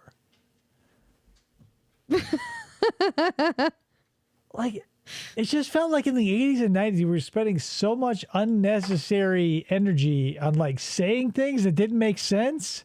When it's like, by the time we get to like the 2000s, it was just like, here's the thing, here's an extreme song, buy it, dumbass. It wasn't like, hey, it would be a lie to say that Christmas dreams haven't come true before. And that is what we say here at Galoob or whatever. I got a feeling I'm going to get something really good this Christmas. Man, we've got it good, yeah. It was designed to do the impossible. And I do. But wait till you see... Mr. Feeney's in that car. The Knight Rider Impossible set takes on impossible angles and hangs tough. With all the twist and turn and track, this car does things even Kit can't do. Now, wait a minute. There's also the Kit computer headquarters to charge up and move out. Hey, Kit, this set is really something. Don't get carried away. The Knight Rider Impossible set. Night boat, the crime-solving boat. Takes 18 D cells. Seriously, goddamn. It would cost you like $27.80, which is like $700 today in batteries. And like, were there no better options? Like, we had wall sockets back then as we do now, but they were like, you know what? What if you don't have a wall socket available? I mean, most electrical codes have them within 6 to 8 feet of each other. What if they're all used up? Yeah. You don't want to create a short. C cells.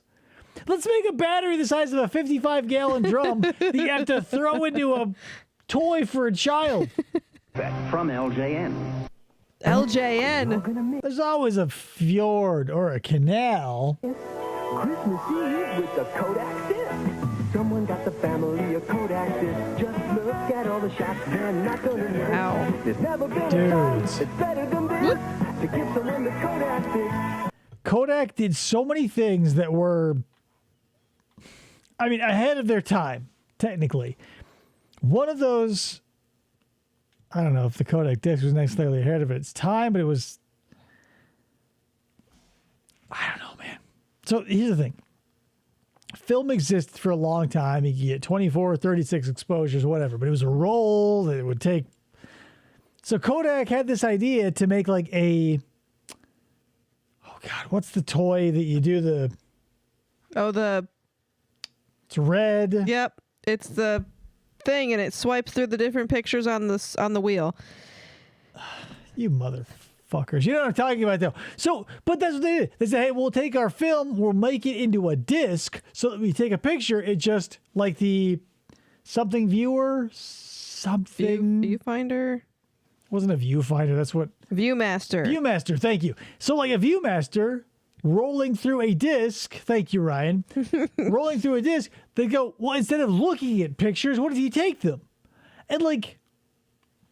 It kind of makes sense, right? Because you have a camera that can take most of its mass away.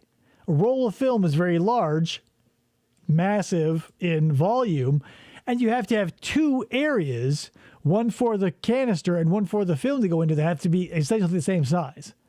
So Kodak says, we'll make a disc, cameras will be thin. Brilliant.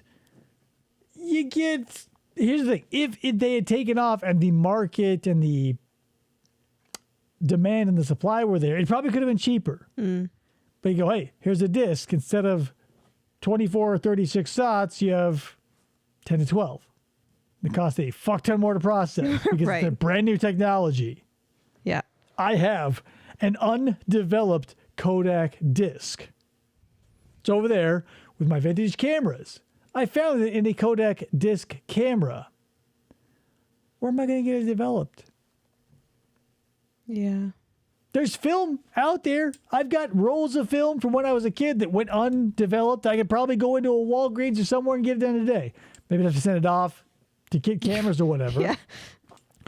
But who's going to be like, yeah, we do Kodak disc-ettes? Nobody. Because I think Kodak came up with the first digital camera. They invented the digital camera. And the higher up said, you know what? We basically make film, so don't. Yeah, we're good. And that's why they're like Polaroid. They're a brand that is just passed around to rich celebrities for the fuck of it. This camera, it moves in a snap and looks just Yeah, like it a looks, flash. look how thin that is. Great Christmas gift, Christmas gift. So when you go out and shop, just remember to stop. Give someone the Kodak disc. That's exactly the camera I own.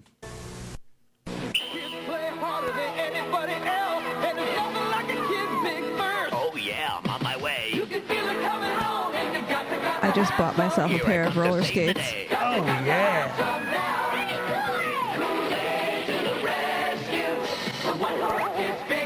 So I see refreshing and He turned those dudes into Siamese twins. Yeah. I mean, you could say Siamese twins in the 80s. You would tell them conjoined twins today, Uh-huh. but since we're watching vintage commercials, Siamese is good enough for me. Siam isn't a place anymore anyway, so don't worry about it. right, yeah. Yeah. It's Kool-Aid to the rescue. The one When you take water and put sugar and red food coloring in it, it makes us happy. And it did. Mm-hmm. I was happy as shit for Kool-Aid. Kool-Aid brand soft The drink. points? For a kid's big thirst. Sharkleberry Blast? Hello? Crazy Glue, you dirty rat. Strong enough to hold this man suspended in midair. Right, Ma? Dodge almost anything. A plastic knob, a plastic plug, a rubber boot, a metal brooch, a fishing rod, a cycle grip, model planes, and model trains. A psycho grip? P.S. Why are we invoking, like, it was out of place when Michelangelo was doing a James Cagney impersonation. And it was after this. So, yeah, even then. But, like, remember when we were watching the Jimmy Durante cereal commercial? Uh-huh. We got a James Cagney, like, Crazy Glue commercial. Ryan's found someone to develop your Kodak diskette for $12. That's it? All right, drop a link in the Discord. Trains, a doorknob screw, a flashlight case, the broken trim on any car. And now, Chris. Here's the only problem, though. If I get it developed, it will be the destruction of that artifact. Like, I will get the pictures. Here's the thing. It's not my film. Yeah, I I wonder what's bought on the it. camera. Don't know what's on it. It could be a murder or porn or a birthday party for a 7-year-old or anything in between. I don't know if I'm willing to spend the $12 to destroy that and possibly implicate it in a crime. How Crazy Glue also comes in a no-drip, no-clog pen. The country's gone crazy. Crazy Glue in tube or pen. The country has gone crazy.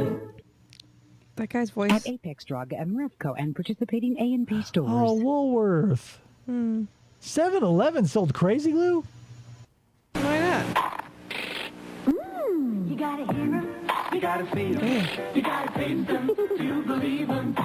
New Keebler. A murder porn party? Keebler Elves twist 2 crunchy snack sticks together. I mean, we can only hope. Here's the thing, Ryan. You're a fan of museums. Maybe you've been there, maybe you haven't. But the Museum of Death in Los Angeles, I could, let's say I get the thing developed for $12. I mean, the Museum of Death would probably buy those if the police don't take them for a pretty penny. Because, yikes, but whatever. To make crunch twists unbelievably crunchy, unbelievably tasty in nacho cheese, toasted corn, and cheddar. Crunch twist, the new sound. Corn is always interesting. The new taste in packing. There's certain there are certain points in my, I don't know, day or life or whatever that I can't stand the sound of chewing, people chewing or me chewing. And there's certain foods that people eat that I cannot stand, and that would be one of them. And like Bugles. Crunchy pretzels. Bugles was always one that I hated when listening to people eat. I don't know why, but it was always just like nails on a chalkboard. I'm like, why the fuck are you eating that? They're gross. And it sounds terrible. I've not been to that Atomic Testing Museum. When we went to LA, David went into the Scientology Museum or like it wasn't induction a museum, it was place. the Scientology Center. The center where a bunch of sailors wanted him to become a Scientologist. Hilarious little Scientologists in their cute little Sea Org outfits. They look like Fisher Price sailors. I can't believe he went in there, and we were worried he wouldn't come back out. Good night, Tony. Good night, Tony. And then we went into the Museum of Death, and I opted to just hang out in the gift store or the whatever gift shop. It was a wild experience. Me and my cousin went through it, and it's, I don't know. For the museum is kind of a grandiose term for a collection of just like bizarre obscurities. Because like if you watched, what was that show with the antiques that took place in Obscura Antique Shop in New York? Oddities. Mm-hmm. Yeah, it was like that. It was kind of like it had the square footage of basically my house and a bunch of shit that like. I mean. nowadays, like, you can find it anywhere on the internet, but they was just like, they would have, you know, it was crazy. It was like in the 2020s, no, probably the 20-teens, and they still had like CRT TVs, like, hanging in places, like, thick as a phone book. Yeah, when did they get updated? That Oddities is where I got you those camel bone dice, and they're not a store anymore. They're just online. Once the show went under, I was right. Yeah, Kudos were the type of bar that was like a granola bar with a candy bar, but it wasn't ever good. Please pay attention. Oh, yeah. It's the latest thing, accurate to 100 I love feet Kudos. in daylight or Whoa, night. laser tag. Nice balance. 2 settings, narrow and wide beams. Electronic sighting. Ingenious. Obvious notion, actually. This is your star sensor. Registers up to 6 tags. I hope it doesn't Up ruin the to. fit of my jacket. Can't you take anything seriously? Relax. It's only a game. Laser tag, available and moving at the speed of light. If you are a fan of retail archaeology, you may be familiar with the episode where he finds this very gun, not the sensor, but he finds the laser at a local Goodwill here in Arizona. Local reference. If you don't watch that, you don't know what I'm talking about. It happened. Episode 1 of the comic movie hit of the season. Bill Cosby is picked. Uh-oh. We need you, Leonard, to save the world. Leonard Part 6. Armed only with a combat Porsche, under our missiles and a very fast ostrich. What Will he save the hell? Leonard Part Find out 6. for yourself. See the world's favorite funny man, Bill Cosby. All right. In Leonard Part 6, an adventure in comedy. Rated. See, there wasn't any What? Leonard Part 1 through 5. Okay. The 80s were fucking crazy. Leonard Part 6 starts Friday at select theaters.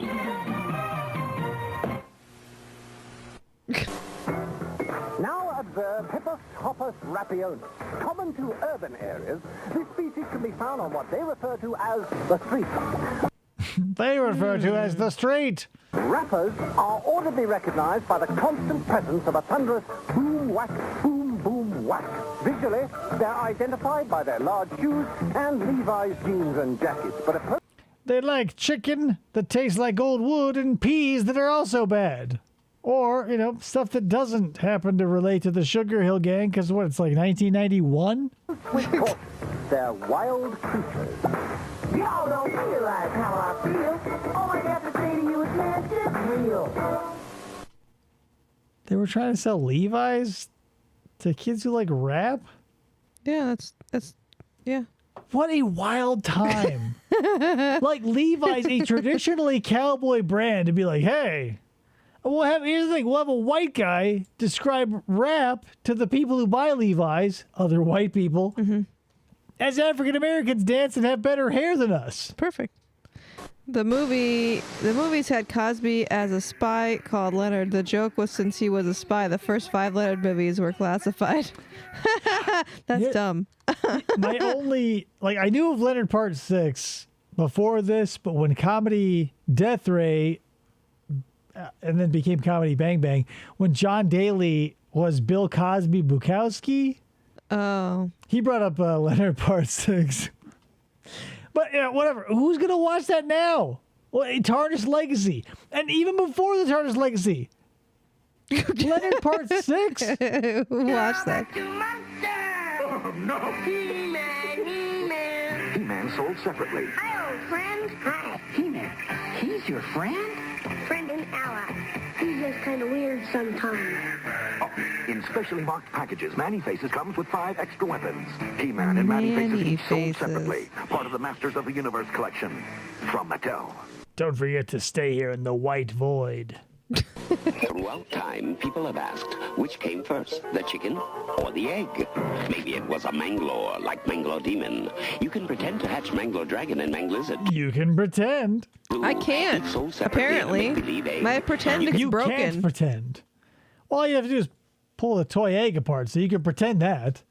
Stretch them, squash them, take them apart. They'll return almost like new to their original form. Cosby bought the rights back for a long time so people couldn't see the movie.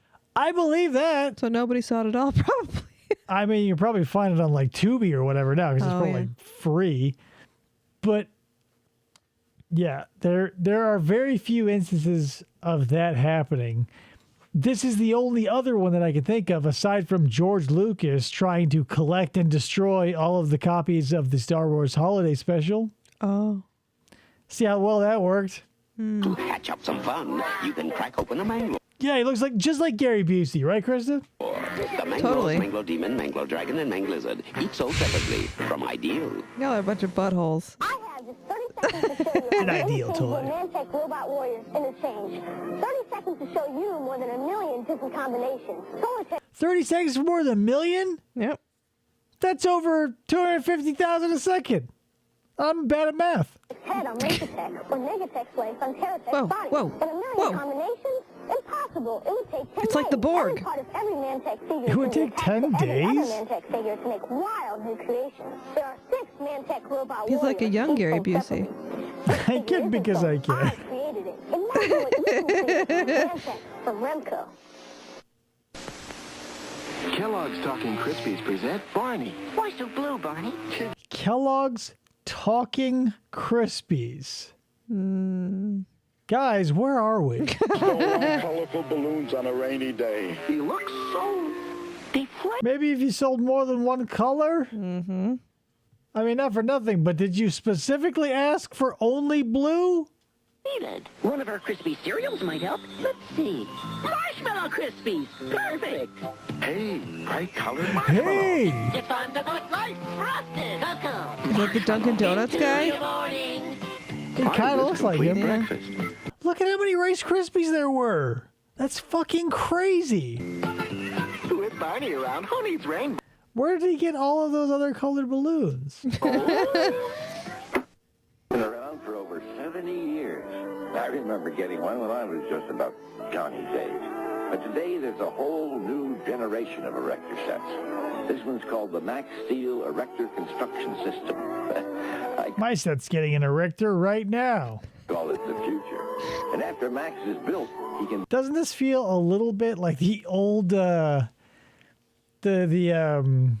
Jewish war?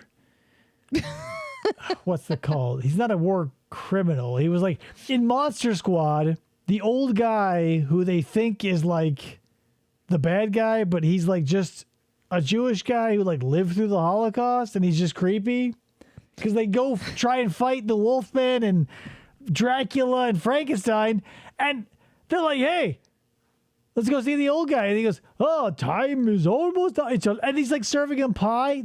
Same vibes, right? Like this kid came over trying to fight monsters, and this old guy is like, sure, we'll fight the Dracula, but do you like robots? Ooh. Do you guys remember Rice Krispies Treats cereal? Absolutely. They just broke the treats up into clumps, and they were great.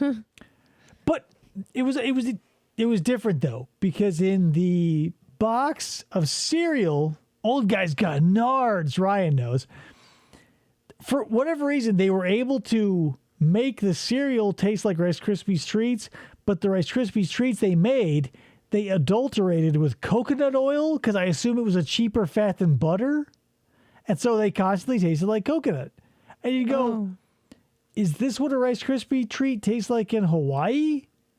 Or in Chile? Where do they grow coconuts? Spend the extra money. You pass the price point on to the consumer. Right? Kellogg's or whoever the fuck. Use butter. Just be like, hey, let's use butter, because most people use marshmallows, butter, and Rice Krispies. Fuck that shit. Let's use not only coconut oil, but unrefined. So the taste of coconut stays. Mm-hmm. It's cheaper that way. But you can still make them at home. So if you don't want the coconut flavor, seems obvious. he can be a very exciting and useful friend. Thank you, Max. Your children can also build these other projects with the Max Steel I never had Construction That old guy's a sex pervert, and when the kid leaves, he has that pincher on this robot. He makes it pinch his wiener. And he goes, ooh! He's holding the remote. He goes, ooh! This old guy, the kid outside the window. What the fuck's going on in there? I thought he was a war criminal, and they're just having a robot pinch his penis. I was just going to say it's like Steve on American Dad, but Steve was the opposite way with the robot. Just kidding. System from Ideal. Introducing McDonald's new lettuce and tomato hamburger. DLT. DLT. You get the hot side hot. You get And the cool side cool. You make DLT. Keeps the hot, keeps the cool. Make DLT, make DLT. Keeps the. You make DLT. Couldn't be the best tasting lettuce. Have you ever wanted a sandwich to take up 4 times as much space in your bag, car, or home? Could they even put that in a bag? That had to be sideways. They probably had special bags the size and shape of airplane hangers. Because, like, why would you be like, hey, there's the good thing about a sandwich. The convenience of stacking it, we've removed that. Like, make it a 6-pack then. Like, put a handle on it, have the meat, the bun, the cheese, the lettuce. Have 6 whole fucking things. So you can just... Like a DIY. Yeah, so you throw away enough packaging to, like, build a house out of after a single meal. Lettuce and tomato hamburger ever. For a great taste. New McD. What's their new thing? McDonald's, I'm loving it? Ba-da-ba-ba-ba. Right. Before they had Brian Cox, before they had all that shit, it was a good time for a great taste at McDonald's. And I believed it. Because back then, when you have a good time, the play place was there. The great taste, debatable, but you didn't care because the play place. LT. Doodling. Scribble knots.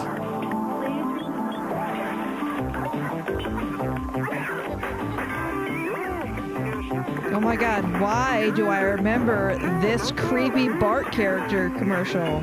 Because he loves nuggets. I love nuggets, so I can see this. Brian? She's wearing a tie. Share with the rest of the class? No.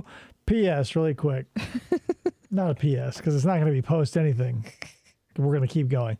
But this commercial reminds me, and this happened a lot, because the Ninja Turtles did it. Simpsons did it. Ninja Turtles did it first for me, but then I saw the real Ghostbusters do it, and they put this comedic twist on it. So in the Ninja Turtles books / TV show, Donatello found some artist dude found a magic crystal, possibly from Dimension X. And he, for whatever fucking reason, tied it to his pencil and found out that when he drew things with that pencil, they came to life. Why did I start telling this story? Oh, yeah. The chicken nugget. Because the Ninja Turtles get involved. Donatello meets this artist. They somehow get transported into the land where his drawings go. Oh. So he would draw something, and I remember the example. He's like, oh, check this out, Donatello. He draws a little circle character, a couple little wings on it, a couple little feet, pops off the page, disappears. So he draws like a door, and they go through the door, which is the portal to the world where all of his characters go, and the shit happens. But parlaying that was the first experience into the real Ghostbusters, when Slimer, I believe, jumps into a picture, and he has a pencil. He draws a whole bunch of food, because Slimer loves to eat. So he eats all the food, and there's a little hair hanging out of his mouth. So he pulls it and pulls it and pulls it and pulls it, and it's the outline of the shit he just drew. So he drew a bunch of food, ate it, and then pulled it, because at the end of it, the camera zooms out, and there's a big pile of line that he pulled out of his mouth. But that was one of the things that happened in the 80s. You could, like, draw something that would become a cartoon. You could pick it up and eat it, or it would become real, like here. That was just a through line of the late 80s, early 90s of, like, imagining something that you could be like, yum, a nugget, or whatever. You know, Slimer ate the shit. Yeah. The Ninja Turtles had characters all over the place. It was crazy. Do you remember Fido Dido? Negative. No. Fido Dido.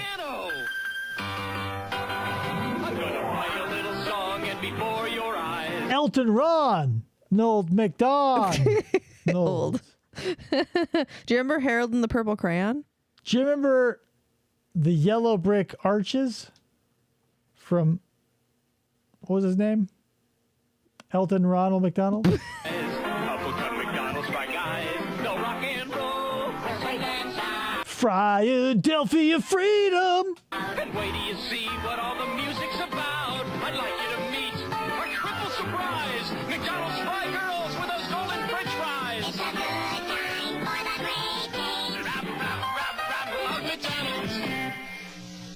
Wow.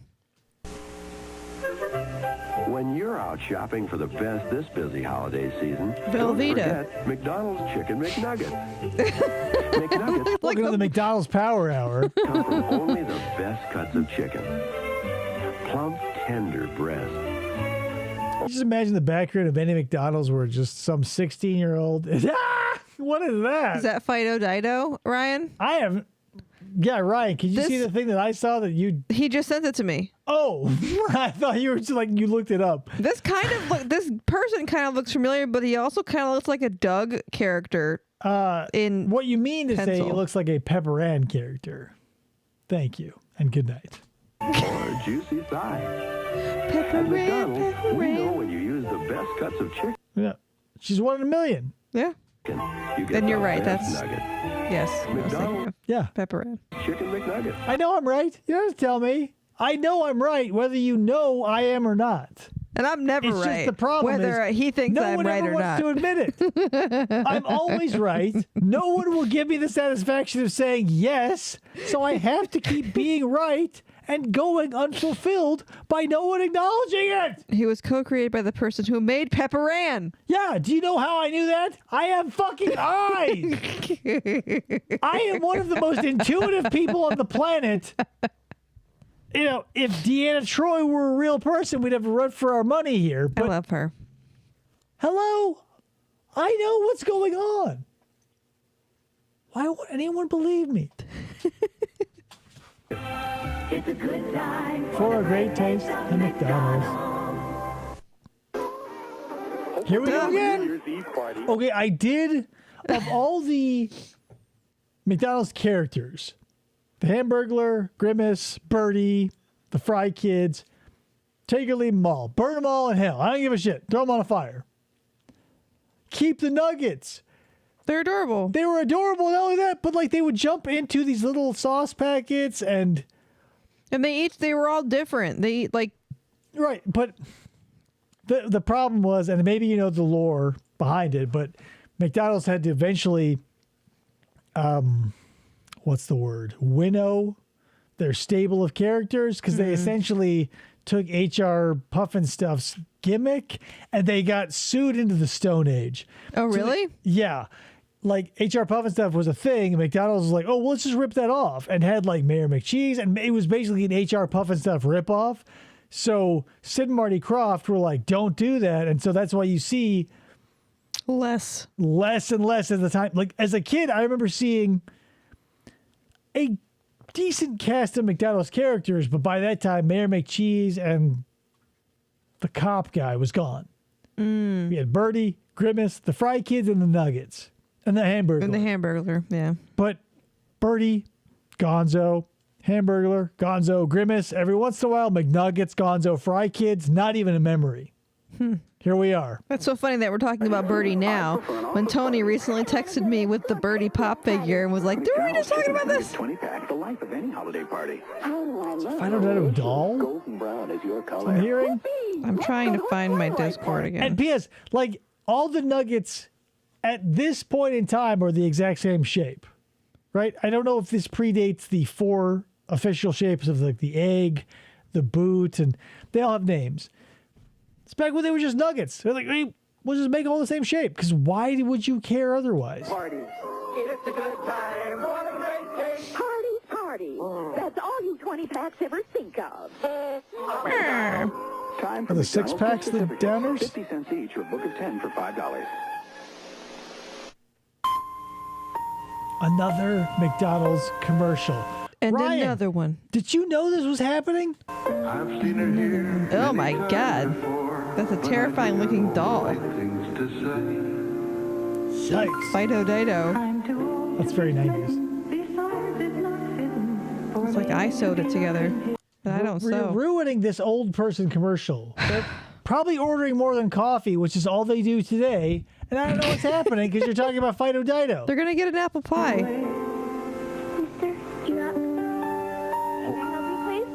Mac fries, people, please. Doesn't your wife want something? Or no, they're not married. He's still lusting after her. In his 73rd year, it's time to get his dick wet. Well, who knows? I'll be back tomorrow at 5:30 a.m. with the day's paper, and I won't leave until 10:57. Because what do I've got going on? You know what I mean? 70. Okay. Really? Here goes. Excuse me. Is this seat taken? No. Aw. They're probably two widows and they meet at the McDonald's for the first time. No, he's been lusting after her for a while. You were talking over the lore of the commercial, so don't worry about that. I don't think so. I think he just saw her. No, he's been lusting after her for a while. But the problem is I think she's got a colostomy bag. Because why aren't any of the 4 tables around? Like, this one obviously has been, like, this is beyond the stink zone. There's a black figure or a silhouetted figure here and here. This, untenanted. This man is so old he can't smell that she is reeking of feces. But he's also at McDonald's, so how do you tell? Come on, McDonald's. Oh, Ma, I can just see that big old... Oh, there we go. Woo. I was afraid we were going to have another McDonald's commercial for a second. Skip it. Woo! Now that I'm sitting here in this drive-thru with this Pontiac 6000, I'm feeling very comfortable and very safe. A big sack of McDonald's McRib sandwiches. A big old sack of McDonald's McRib. One of the black figures is the dark specter of death coming for them both. Then who's his friend? That's the real question, Ryan. Grilled pork and that sassy sauce. One of the other 4 horsemen? I won't accept that answer because it's too easy. Plus, I already thought of it. Tempting, huh? Because David's always Like a right. barbecue and a Look at that mustache. Always. He's about to, this feels a little bit like the movie Werewolf, where he's about to turn, like he's a security guard about to turn into a werewolf and crash his car off of a ramp someone set up on some 55-gallon oil drums. But maybe. without the bones. And with a big icy Coke, it's, well, you're only human. A huge 16-ounce Coke. This predates the idea of like 44 ounces of beverage. Oh, huge. Like that size Coke is as big as the fries, which only went up to a medium back then. Daddy, choke. The good time, great taste. God damn it, Dad. Of McDonald's McRib for limited time. At least he's not having sex with a neighbor anymore. He's just eating in the car. Only at McDonald's. Hey, Ronald, know what time it is? It's time to stop time with Ronald. Time for our tennis match? Nope. Time to start buying Christmas presents. This is creepy. I'm giving you-know-who a Ronald McDonald Digital Quartz watch. Guys, it's not only digital, but they went the extra mile and spent the few extra pennies to have a quartz crystal in it. Yep. It's not a ceramic resonator. The Coke is as big as the fries. Come in red or blue, tell the time and date, and... Ryan wants some Fido Dido commercials. And what's more, each time you buy a watch for a special... If they're not in this compilation, man, there's no way I can find them in the... We've been going for over 2 hours. I'm very sleepy. I'm about to fall asleep right now. We'll see what happens. My guess is not much. The low price at McDonald's. You donate part of that money to your local Ronald McDonald house. Thanks. Thanks. Whoa, radical. It's Moses, everybody. Have a chicken McNugget. I don't worry. It's under 63 calories. Rudy, be in here and open another 20-pack. McDonald's Chicken McNuggets. I don't have thumbs. First of all, before we get to the thumbs thing, don't call Rudolph Rudy. Also, don't make Rudolph a moose without a red nose. Then the thumbs thing. Thumbs thing. Holiday party happy and fun. Aren't we having fun? Mingle, mingle. Tiny Tim, tiny as ever. Take two. It's a good time. What a great day. Tiny as ever. Is that what you want to bring up? Like, yeah. He's malnourished. There's Tiny Tim, tiny as ever. Still not getting enough calories, you little bastard. Time for McDonald's gift certificates, 50 cents each, or a book of 10 for $5. But then what, if they're 50 cents each, are they worth 50 cents? Because again, they're gift certificates. Like if you walk into a Best Buy and they say, hey, buy a gift card, $25 a piece. Yeah. And you'll have a $25 credit on there. I can't imagine McDonald's being like, hey, 50 cents a piece, and we'll give you $5. Yeah, no, I don't think so. It's a certificate for a gift. Yeah.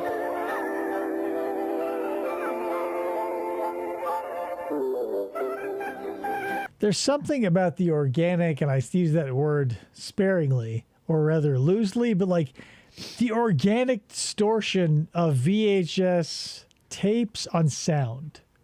It can't be reproduced or replicated any other way than just having like that weird, because it's always a non-uniform stretching of the tape, so it's like yeah, it's like a high-pitched stretching. Yeah. It's like if you've ever had someone in your life play a keyboard that has one of those bending wheels on it. Oh yeah, and you start fucking with it while they're playing. Yeah. It's haphazard, no rhyme, no reason. That's what commercials come across on VHS. It's like some little kid go, woo. Yeah. I had a keyboard like that. I mean, listen to that shit.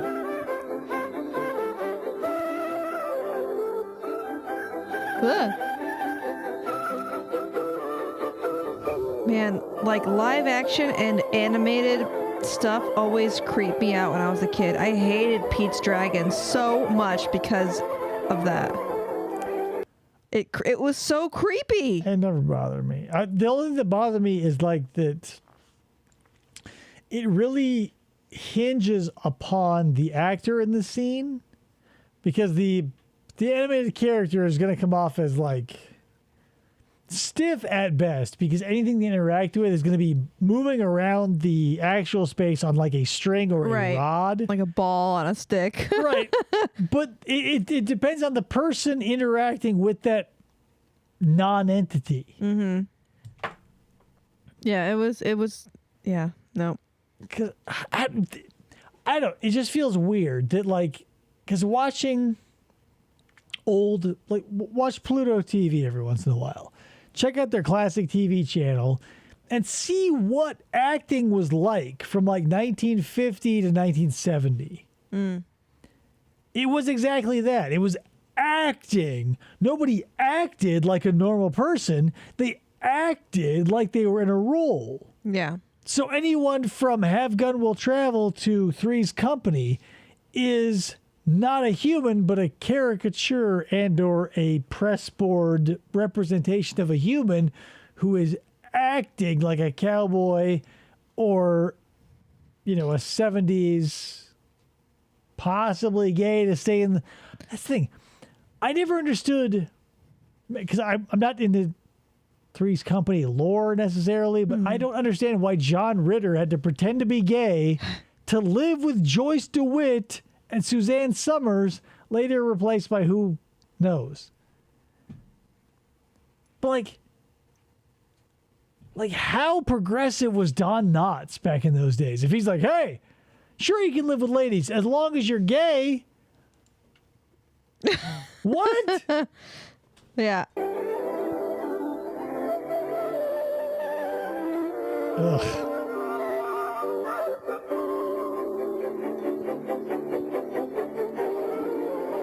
I remember this commercial. It almost feels like someone playing an Edison cylinder who doesn't have the motor control to keep it at an even pace. Yeah. Yeah.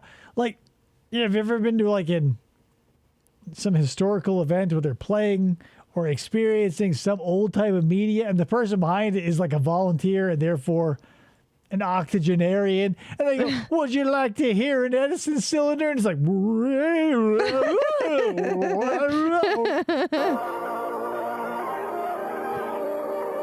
where's my mom? There's someone carrying me.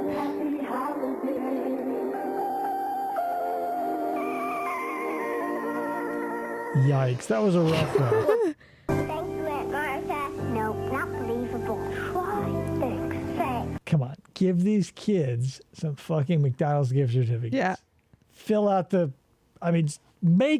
the last nail in this coffin. Cross your fingers, people. Is it McDonald's? Joe, pretend she just gave you a sundae. But she gives me stuff like this. Try again. Thanks, look who's here. Thank you, Aunt. You're welcome. This Christmas, get something kids love. McDonald's gift Oh, certificate. thank Bam. 10 each or 10 for Ryan $5. says, I'll drop a little something in the GoFundMe. In the 70s, a motel wouldn't rent a room to my mom and grandma. They thought they were hookers or lesbians. They had a policy to not rent rooms to two women. That is so... That's crazy. Right, because it's like the same time that John Ritter is like pretending to be gay to live with Suzanne Summers. But, I was probably still in high school. So let's say 2000, 2001. My buddy his family owned a cabin up north, and we went up there and they were there. We couldn't stay there, whatever. So we had to get a hotel or like a little motel in between Prescott and like Beaver Creek or wherever the fucking place was. So we ended up in Star Valley. Oh, good. A place that has a hotel and a strip club. Hotel, motel, Holiday Inn. So I don't know. It's one of those situations where like when the gay guy was hitting on me asking for my number, and I only realized it decades after the fact. But like, later on I was like, what was going on there? So me and my buddy walk into this motel, the skeezy motel in Star Valley. I need a room. They go, okay, you want one bed or two? I'm like, is it more money for two beds? And they go, yeah. And I go, there's just one. And they go, I go, like, if we were here on some sort of homosexual rendezvous, wouldn't I be like, I want one bed and not worry because it was the price? Right. Is because I wanted to have sex with my lover. I wouldn't walk in and be like, how much is two beds? Is one cheaper? And then you go like, oh, gay. Like, if my main issue was the price point, and then like after I say, we'll take one, and the two workers behind the counter give each other like this look like, if you've walked into a place with a friend, you've seen it where they go,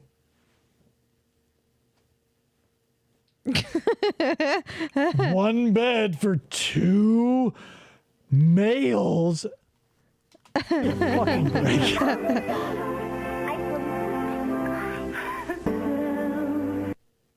Scared Silly, starring Ronald God McDonald damn. and the Chicken McNugget. I remember this one though. God damn, I love Halloween. Come on. What are you making? We're stirring up secret sauces. For dipping. For dipping? They had toys at McDonald's that were the Snaily Ends, the Exo Squad, the everything I like. It was the chicken nugget that you would put a ghost costume or a Frankenstein costume on. I think I remember watching that commercial for a Halloween episode that They did the exact same thing with the Looney Tunes characters when they played, I don't know what the tie-in was, but like they were all superheroes. So Bugs, Daffy, Taz, and the whole nine had like the Snailians snap-on armor, where like Taz was like a super devil or a tornado or whatever. And I go, whoa! And that's all I needed as a kid. Two pieces of plastic to snap together over some vinyl. Simple at time. Kids these days with their tablets. I have an idea. Get in these sauces so I can eat your asses. You can always count on them to be terrific. Good time. Great taste of McDonald's. I'm going to tongue your butthole when it's covered in barbecue sauce. That's probably a good place to end it, with tonguing someone's butthole. With that being said, thank you so much for showing up, you guys. I appreciate it. You know what? We'll be back in a couple of days for some true crime stuff, possibly. I was kind of hoping for Becca to show up so I can play her this new song. But I'll play it for you as we roll out. So, thank you so much for showing up. Why don't you play Ryan's new song? I don't have a new song for Ryan. I thought you had a song for Ryan. Nope. Oh, sorry. I was Fosco. like, oh, no, we played Fosco's song. He didn't show up. But I have one for Becca. Yeah. It's loosely based on real events. Loosely. And then there's a second one that you can hear later. But that being said, again, I'm going to triple down. Thank you so much for showing up if you did. If it's the future, appreciate you. We'll catch you on the next episode of FFOP Radio, so take her easy. Bye. Rebecca got that Chardonnay sway, tipsy under that Vegas sun, grabbing that take a sip, then another whoopsie daisy. Lost track of time, now things are getting crazy. Deck chairs, flip-flops, the good life for her. Poolside vibes where the ends are blurred, sipping, slipping, ain't got no clue. Label reach Chardonnay, feeling brand new. Oh, day drunk and suck, that's how we roll. Rebecca's laughing hard and soul. Poolside grooving, ain't no fuss, Las Vegas love, just the two of us. Hey. Sunglasses on, she's lounging in style, laughing so hard it'll last for a while. Whispered secrets, poolside chats, who needs a clock? She giggles wearing that hat. Summer cheeks and a buzz in the air, drink in her hand like she just don't care. Water sparkles like a champagne smile. Day drunk delight will stay for a while. Day drunk is set, that's how we roll. Hey. Rebecca's laughing hard and soul. Poolside grooving, ain't no fuss, Las Vegas love, just the two of us. Hey.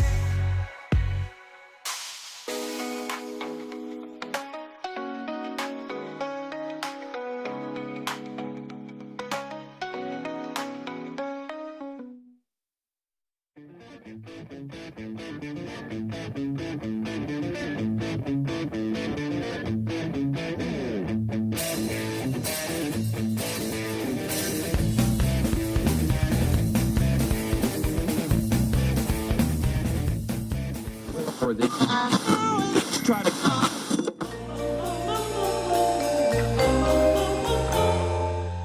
Fistful of Podcasts Radio.